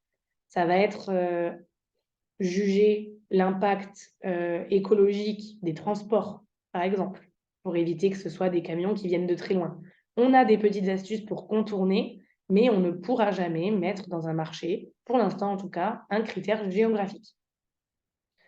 Autre arrêt de la Cour administrative d'appel de Bordeaux, lorsqu'au terme de l'exécution d'un accord cadre à bon de commande mono-attributaire, le montant minimum fixé par l'accord cadre n'a pas été atteint, le titulaire a droit à une indemnité qui est égale à la marge nette qu'il aurait réalisée sur les prestations qui restaient à exécuter pour atteindre ce minimum. Donc ça, comme j'en parlais, ça va vraiment être du cas par cas. Est-ce que sur ce marché-là, on a peur de ne pas avoir assez de concurrence et on préfère mettre un minimum parce qu'en interne, on sait estimer notre volume d'achat, par exemple? Ou est-ce que, bon, bah, on n'est pas sûr et on ne préfère pas s'engager parce qu'effectivement, on va devoir payer quelque chose si on n'atteint pas notre minimum?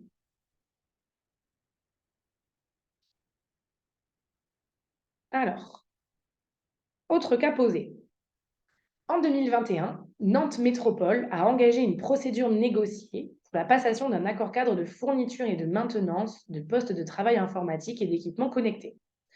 Un candidat dont la candidature n'a pas été retenue pour présenter son offre a été informé par courrier et a contesté cette décision devant le juge administratif. En effet, il considérait que les critères de sélection n'étaient pas énoncés. La procédure de passation a été annulée par le juge administratif et la métropole a décidé de former un pourvoi en cassation devant le Conseil d'État. L'idée de ce cas-là, c'est de vous repréciser que quand vous faites une procédure restreinte, donc avec une vraie phase candidature et ensuite une phase offre, donc quand on dit il y a uniquement 5 entreprises, par exemple, qui pourront passer par la phase offre, on va filtrer les candidatures, il faut donner des critères. C'est exactement, voilà, dans votre règlement de consultation, vous êtes obligé d'avoir des critères de sélection des candidatures. Donc, c'est exactement ce que le Conseil d'État nous a dit dans cette décision. Et ce qui est fou, c'est que là, vous vous dites peut-être, mais tout ce que vous nous racontez, c'est très logique.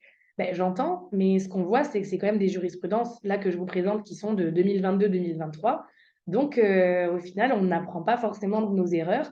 Et même si vous, ça vous paraît totalement évident, ben, la preuve que pour d'autres acheteurs, ce n'était pas le cas parce que c'est des sujets qu'on retrouve dans les jurisprudences chaque année. Alors, celle-ci, elle est assez intéressante et j'espère que vous participerez et que vous me donnerez un peu votre avis. Cour administrative d'appel de Bordeaux, le 11 octobre 2022. En l'espèce, le Grand Port Maritime de la Guyane a conclu un marché de services dont l'objet était une mission de contrôle technique et réglementaire de 2 grues électriques sur rail permettant la manutention de conteneurs. Après avoir adressé plusieurs courriers au titulaire afin d'exprimer son insatisfaction, puis missionner une société spécialisée dans l'expertise opérationnelle pour rendre un avis sur l'exécution du titulaire sur sa mission, le pouvoir adjudicateur a prononcé la résiliation du marché pour motif d'intérêt général tiré d'une perte de confiance.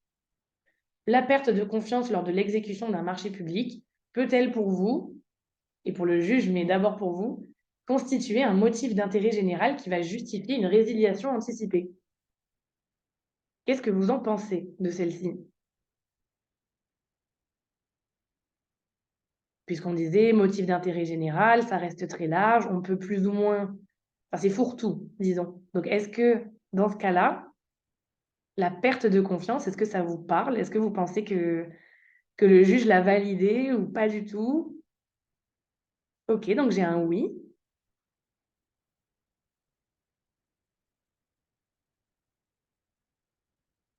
Est-ce que quelqu'un pense que c'est peut-être un peu tiré par les cheveux et que le juge a dit non? Ou est-ce que vous êtes plutôt tous dans le sens d'un oui? Donc oui, non. En revanche, si oui, indemnisation au titulaire. Ok.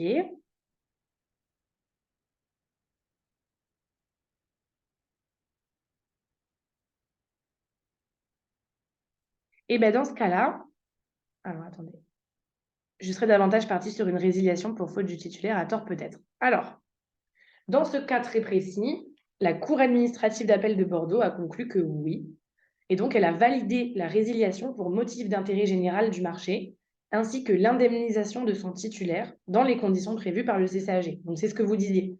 Effectivement, on peut résilier pour motif d'intérêt général, mais ce que ça implique, c'est d'indemniser le titulaire.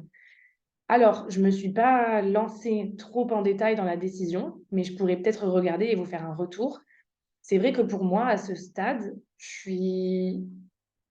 que je trouve intéressant, justement, c'est qu'ils aient décidé de parler de motif d'intérêt général tiré d'une perte de confiance plutôt que de dire simplement une résiliation pour faute. Parce que là, à mon sens, ils pouvaient quand même prouver, puisqu'ils avaient missionné une société, etc. Donc, je pense qu'ils avaient des éléments pour une éventuelle résiliation pour faute, ce qui aurait pu empêcher d'avoir à indemniser, mais ils sont partis sur cette notion d'intérêt général.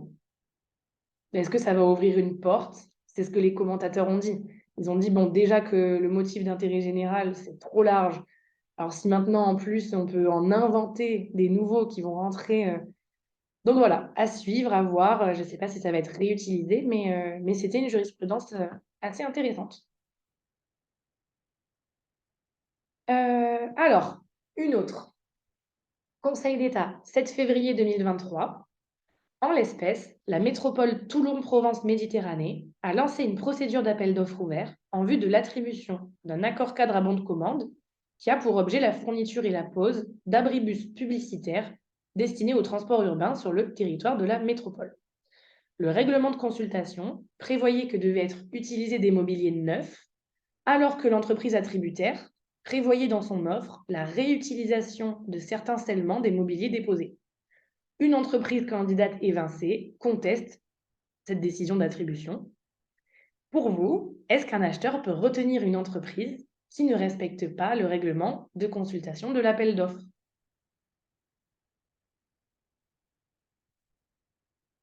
Non, non.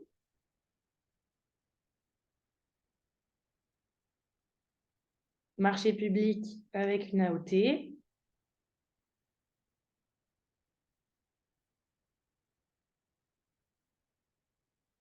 Ça, je ne saurais pas vous dire. Je pense. Pas plus de détails.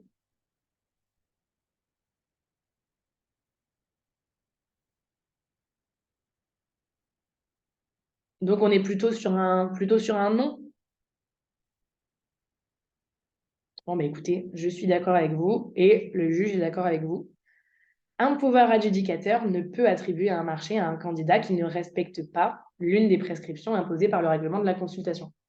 La sélection par l'acheteur d'une offre qui méconnaît le règlement de consultation lèse les autres entreprises candidates. En conséquence, l'entreprise candidate évincée a pu demander devant le juge l'annulation de la procédure à partir de l'examen des offres. Et donc, quelle est la conséquence? C'est que l'acheteur repart à partir de son analyse et là, il doit considérer l'offre comme Pour moi, ça va même peut-être au-delà de l'irrégulière, à voir. Est-ce que ce serait pas même inapproprié? Je ne sais pas. Irrégulière, oui. Et qu'est-ce qu'on pourrait faire pour pallier ces difficultés-là? Ben, la première chose à faire, ce serait d'avoir fait du bon sourcing pour savoir comment répondre à mon besoin. Et surtout, puisque je me rends compte qu'on peut avoir de la réutilisation, bah, autoriser les variantes. Là, ça aurait pu être de dire en offre de base, je veux du mobilier neuf, mais en variante, vous pouvez me proposer de la réutilisation. Donc voilà, c'est pour vous montrer que même s'il y a des choses qui parfois, on regarde une jurisprudence de l'extérieur, on se dit, oh, mais ils ont fait n'importe quoi, ils savent pas travailler, ils ont mal monté leur marché. Après, c'est beaucoup plus difficile quand on a le nez dedans, quand on a l'urgence, quand on a un prescripteur qui peut-être ne sait pas suffisamment bien définir son besoin et qu'on n'a pas eu le temps ou les ressources de sonder le marché et de faire du sourcing. Quelques jurisprudences. Alors, dans un marché relatif à la pose d'une potence pour un port de plaisance, la société attributaire conteste le décompte des pénalités qui lui est adressé par l'acheteur. La société met en avant le caractère excessif des pénalités appliquées, qui représentent 51,3% du marché. Pour la Cour administrative d'appel, il ne résulte pas de l'instruction que le montant des pénalités présente un caractère manifestement excessif. Et là, vous allez me dire, oui, mais madame, on n'y comprend plus rien. Vous nous dites que dans la circulaire borne, on nous dit de ne plus appliquer les pénalités. Et on a un juge en juin 2023 qui nous dit que 53% du marché, c'est pas excessif. Bah alors là, le souci, c'est que je suis d'accord avec vous et je ne sais pas quoi vous répondre.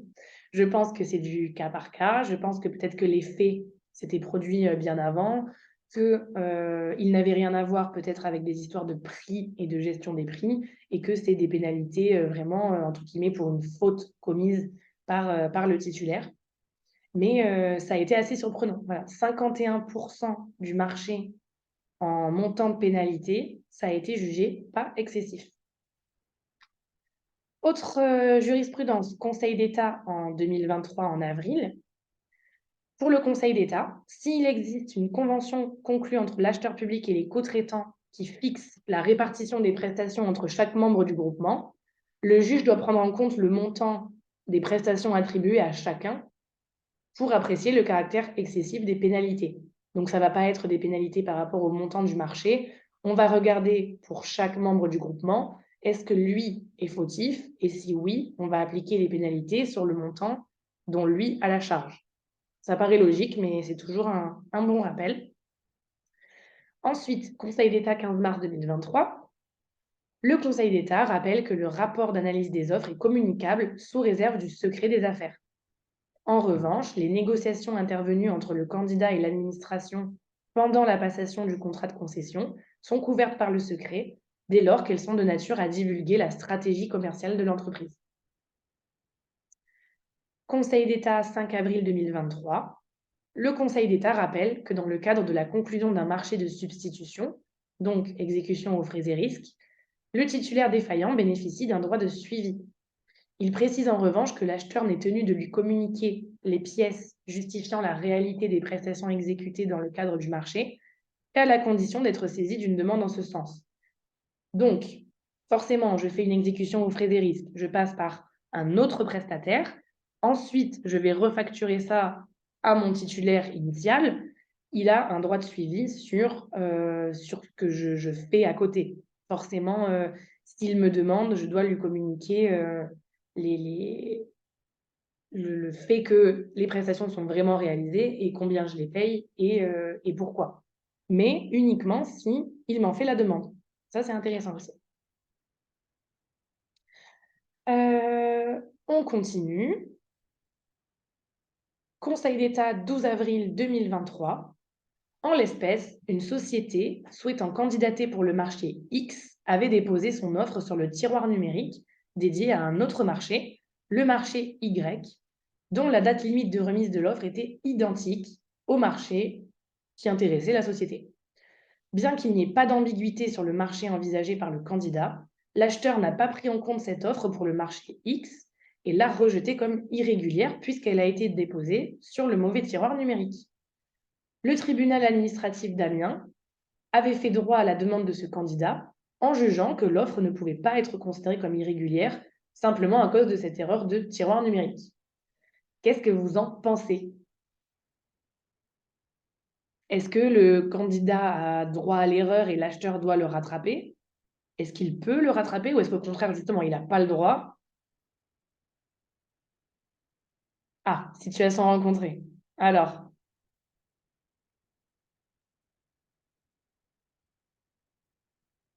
à votre avis, qu'est-ce qu'on peut faire? Enfin, qu'est-ce qu'on doit faire même? Oui, bah, c'est ça. Si le dossier fait bien mention du bon intitulé de marché.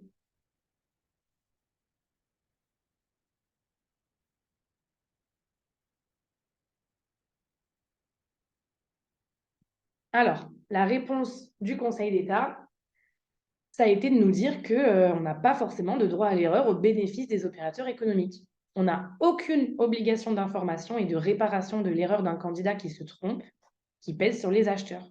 L'acheteur public n'est pas tenu de rectifier de lui-même ou d'informer le candidat qui n'a pas répondu à la bonne consultation, sauf dans l'hypothèse où il serait établi que cette erreur résulterait d'un dysfonctionnement de la plateforme de l'acheteur public. Je ne sais pas ce que ça va vous inspirer.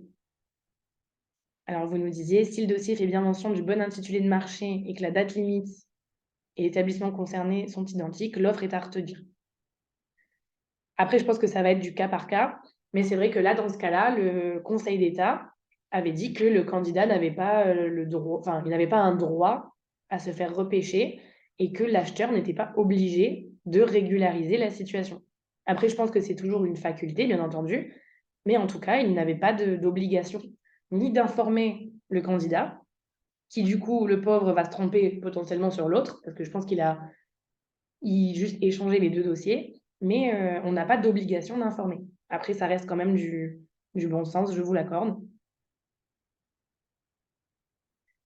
Alors, pour conclure un peu tous ces échanges, si votre marché est infructueux faute de candidats et que vous souhaitez le relancer, est-ce que vous pouvez me donner des idées de mesures à prendre?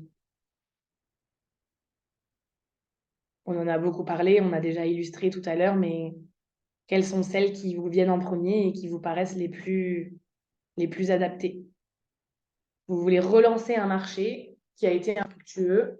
Qu'est-ce que c'est qui aurait pu pêcher?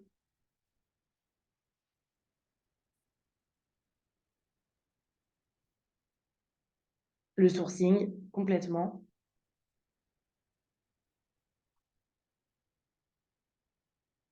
Après, c'est des choses, je sais que moi, en tant qu'acheteuse, j'aime pas le dire, mais c'est toujours un petit peu honteux, on va dire, quand on publie un marché et qu'on a beaucoup de questions de la part des entreprises qui, en gros, nous disent dans le jeu des questions-réponses qu'on a mal monté notre marché, qui nous disent bah, l'indice de révision de prix, c'est pas le bon, vous avez fait n'importe quoi, vous vous êtes trompé sur tel ou tel point, telle norme n'est pas la bonne. Bon, déjà, malheureusement, on ne peut pas être excellent partout et on a droit à l'erreur et on peut, exactement, personne n'est parfait et on peut modifier un DCE. Mais c'est vrai que si on a le temps et les ressources pour faire du sourcing et justement ce que vous dites du benchmark, on peut éviter ce type d'erreur. Et ne pas hésiter quand vous avez des marchés qui sont infructueux à demander, à écrire tout simplement aux entreprises qui avaient retiré le DCE mais qui n'ont pas répondu. Pourquoi est-ce que vous n'avez pas répondu? Ok, donc les variantes, tout à fait. Surtout si on se rend compte que bah, peut-être que notre besoin, on l'avait mal estimé, qu'on l'avait fait bah, trop descriptif, alors qu'on pourrait avoir un cahier des charges plutôt fonctionnel et dire, bah, moi, ce que je veux, c'est que mon réfectoire soit propre. Après, si vous avez envie de me proposer 5 monsieur ou dames avec des balais ou une autolaveuse, ou voilà, c'est libre à vous. Les pénalités, ok, donc peut-être les réduire ou en tout cas les adapter.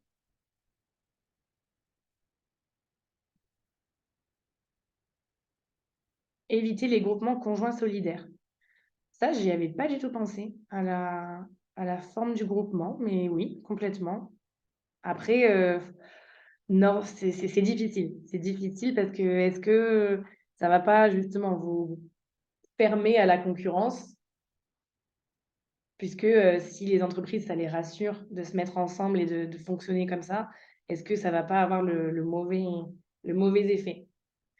Définir au mieux le besoin avec engagement sur un minimum de commandes. Bon, bah, tout à fait. C'est tous les sujets qu'on a abordés, donc là, je vous en remets certains.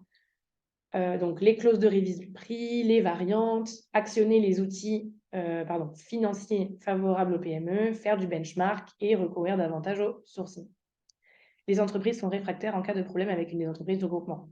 Mais c'est ça, c'est un peu le cercle vicieux, des groupements, c'est que d'un côté, ça rassure, ils sont plusieurs, mais d'un autre côté, si on en a un qui est défaillant, les autres doivent un peu prendre le relais, donc ça peut inquiéter. Je suis assez d'accord. Autre petite question qui fait aussi un léger rappel. On souhaite passer un marché de maîtrise d'œuvre au-dessus des seuils européens qui imposent une procédure formalisée. Le Conseil d'État, concernant un accord cadre de transport, avait reproché à l'acheteur l'usage de la procédure avec négociation parce qu'il dit que l'appel d'offres reste la règle et qu'il faut bien justifier le recours à la procédure avec négociation. Donc, l'idée, c'est de se dire comment est-ce que je choisis entre ces deux procédures.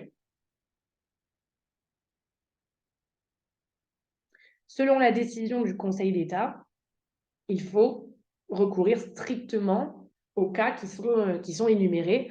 Donc, on va avoir notamment le marché ne peut être attribué sans négociation préalable du fait de circonstances particulières liées à sa nature, sa complexité, le montage juridique et financier ou en raison des risques qui s'y rattachent. Forcément, quand on nous parle donc d'un accord cadre de transport, on peut se dire que ça reste quelque chose d'assez standard et qu'on devait recourir à l'appel d'offres. Là, dans notre cas, pour un marché de maîtrise d'œuvre, à partir du moment où on a une prestation de conception, on va estimer qu'on peut passer par la procédure avec négociation. Surtout que la maîtrise d'œuvre, on a aussi une part d'intuitu personae. On a quand même des projets éventuellement à plusieurs millions qui vont reposer sur le maître d'œuvre. Donc, on estime que la procédure avec négociation est possible. Et dans les derniers points que je voulais aborder, le fait que de plus en plus de candidats non retenus souhaitent obtenir la communication de certains documents. Je ne sais pas si c'est le cas chez vous. Moi, c'est ce que je vois de plus en plus. Des demandes de justification après les rejets. Bon, il y en a toujours eu. Mais là, c'est vrai que les entreprises essayent de plus en plus d'avoir des informations qu'elles ne demandaient pas avant. Ça va être, par exemple, justement, le nombre d'offres reçues, combienième est-ce que j'ai été classée, je veux le rapport d'analyse avec les commentaires, que ce soit les miens ou celui de l'attributaire. Est-ce que c'est quelque chose que vous avez remarqué aussi ou exactement? Donc là, on me répond consultez la liste sur la CADA. Oui, et je les encourage. Ben, vous avez bien raison. C'est là où je voulais en venir, c'était de dire même nous, en termes de, enfin, pour les acheteurs, en termes de temps et d'énergie, il faut savoir qu'en procédure formalisée, on a tout un tas d'informations qu'on doit donner dans notre lettre de rejet. Mais dans les procédures adaptées, on peut se contenter de dire bonjour, vous n'êtes pas attributaire, bonne fin de journée. Sauf que les entreprises, elles peuvent nous poser la question et on a 2 semaines pour leur répondre. Et à partir du moment où elles nous posent la question, on a des informations qu'on doit vraiment donner. Donc effectivement, autant donner les informations dès le départ, surtout si on est assez sûr de notre marché, de notre analyse. Et effectivement, la plupart demandent également dans un objectif d'amélioration continue pour avoir voilà, leurs points forts, leurs points faibles. Et ce qui m'est arrivé récemment, c'est d'avoir l'attributaire qui m'a demandé le détail de ses notes. Parce que c'est vrai qu'on pense à les donner à ceux qui ont été rejetés, puisqu'en plus, c'est une obligation. Mais l'attributaire qui a dit, écoutez, on est très content d'être attributaire, mais est-ce qu'on pourrait avoir le détail de nos notes? Parce qu'on aimerait savoir où c'est qu'on a été bon et où c'est qu'on peut encore s'améliorer. Donc voilà, n'hésitez pas, il n'y a pas de grands risques, sauf ceux qu'on va voir avec notre histoire de CADA et la liste des documents qui sont communicables et ceux qui ne le sont pas. Vous pouvez communiquer le montant global de l'offre financière de chaque candidat, par exemple, mais vous ne pourrez jamais communiquer le sous-détail et les prix unitaires d'une entreprise, parce que ça fait vraiment partie du secret des affaires de la fin. Sinon, vous pouvez deviner la marge et vous ne pouvez pas communiquer à un candidat évincé de telles informations sur un autre candidat. Ce n'est pas possible. Donc, ne sont pas communicables le bordereau des prix de l'entreprise attributaire, les informations relatives aux autres offres non retenues. Donc, on peut donner les commentaires et les appréciations de l'offre de la personne de l'entreprise qui nous les demande et de l'attributaire, mais pas des autres candidats. La décomposition des notes des candidats évincés et le détail de leurs offres, on ne peut pas. Pour en savoir plus, vous pouvez aller, bien sûr, sur le site de la CADA qui vous fait une liste de tout ce qui est communicable ou pas. Ça nous est arrivé aussi d'avoir une demande de l'attributaire. Ah ben, comme quoi, après, ils ont bien raison, hein. Mais c'est vrai que c'est assez rare. Généralement, c'est plutôt pour du négatif qu'on se fait solliciter. Donc voilà, je vous remercie pour votre attention. Je sais qu'il y a eu beaucoup d'infos sur beaucoup de sujets. Bien entendu, vous pourrez re-regarder donc ce support à tête reposée avec les différents liens, les différents guides dont j'ai pu vous parler. Et voilà, vous avez quelques minutes. Si vous avez encore des questions, n'hésitez pas, ou des retours d'expérience. Ah bah, merci beaucoup.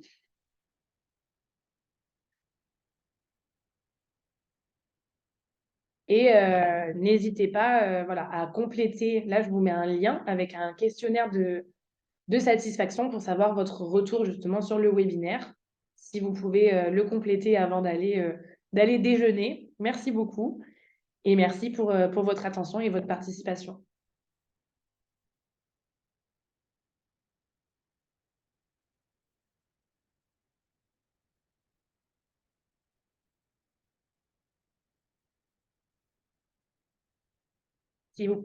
Si vous pouvez compléter le questionnaire, il reste 3 minutes. Merci beaucoup. Merci à tous. Et ensuite, on pourra aller manger.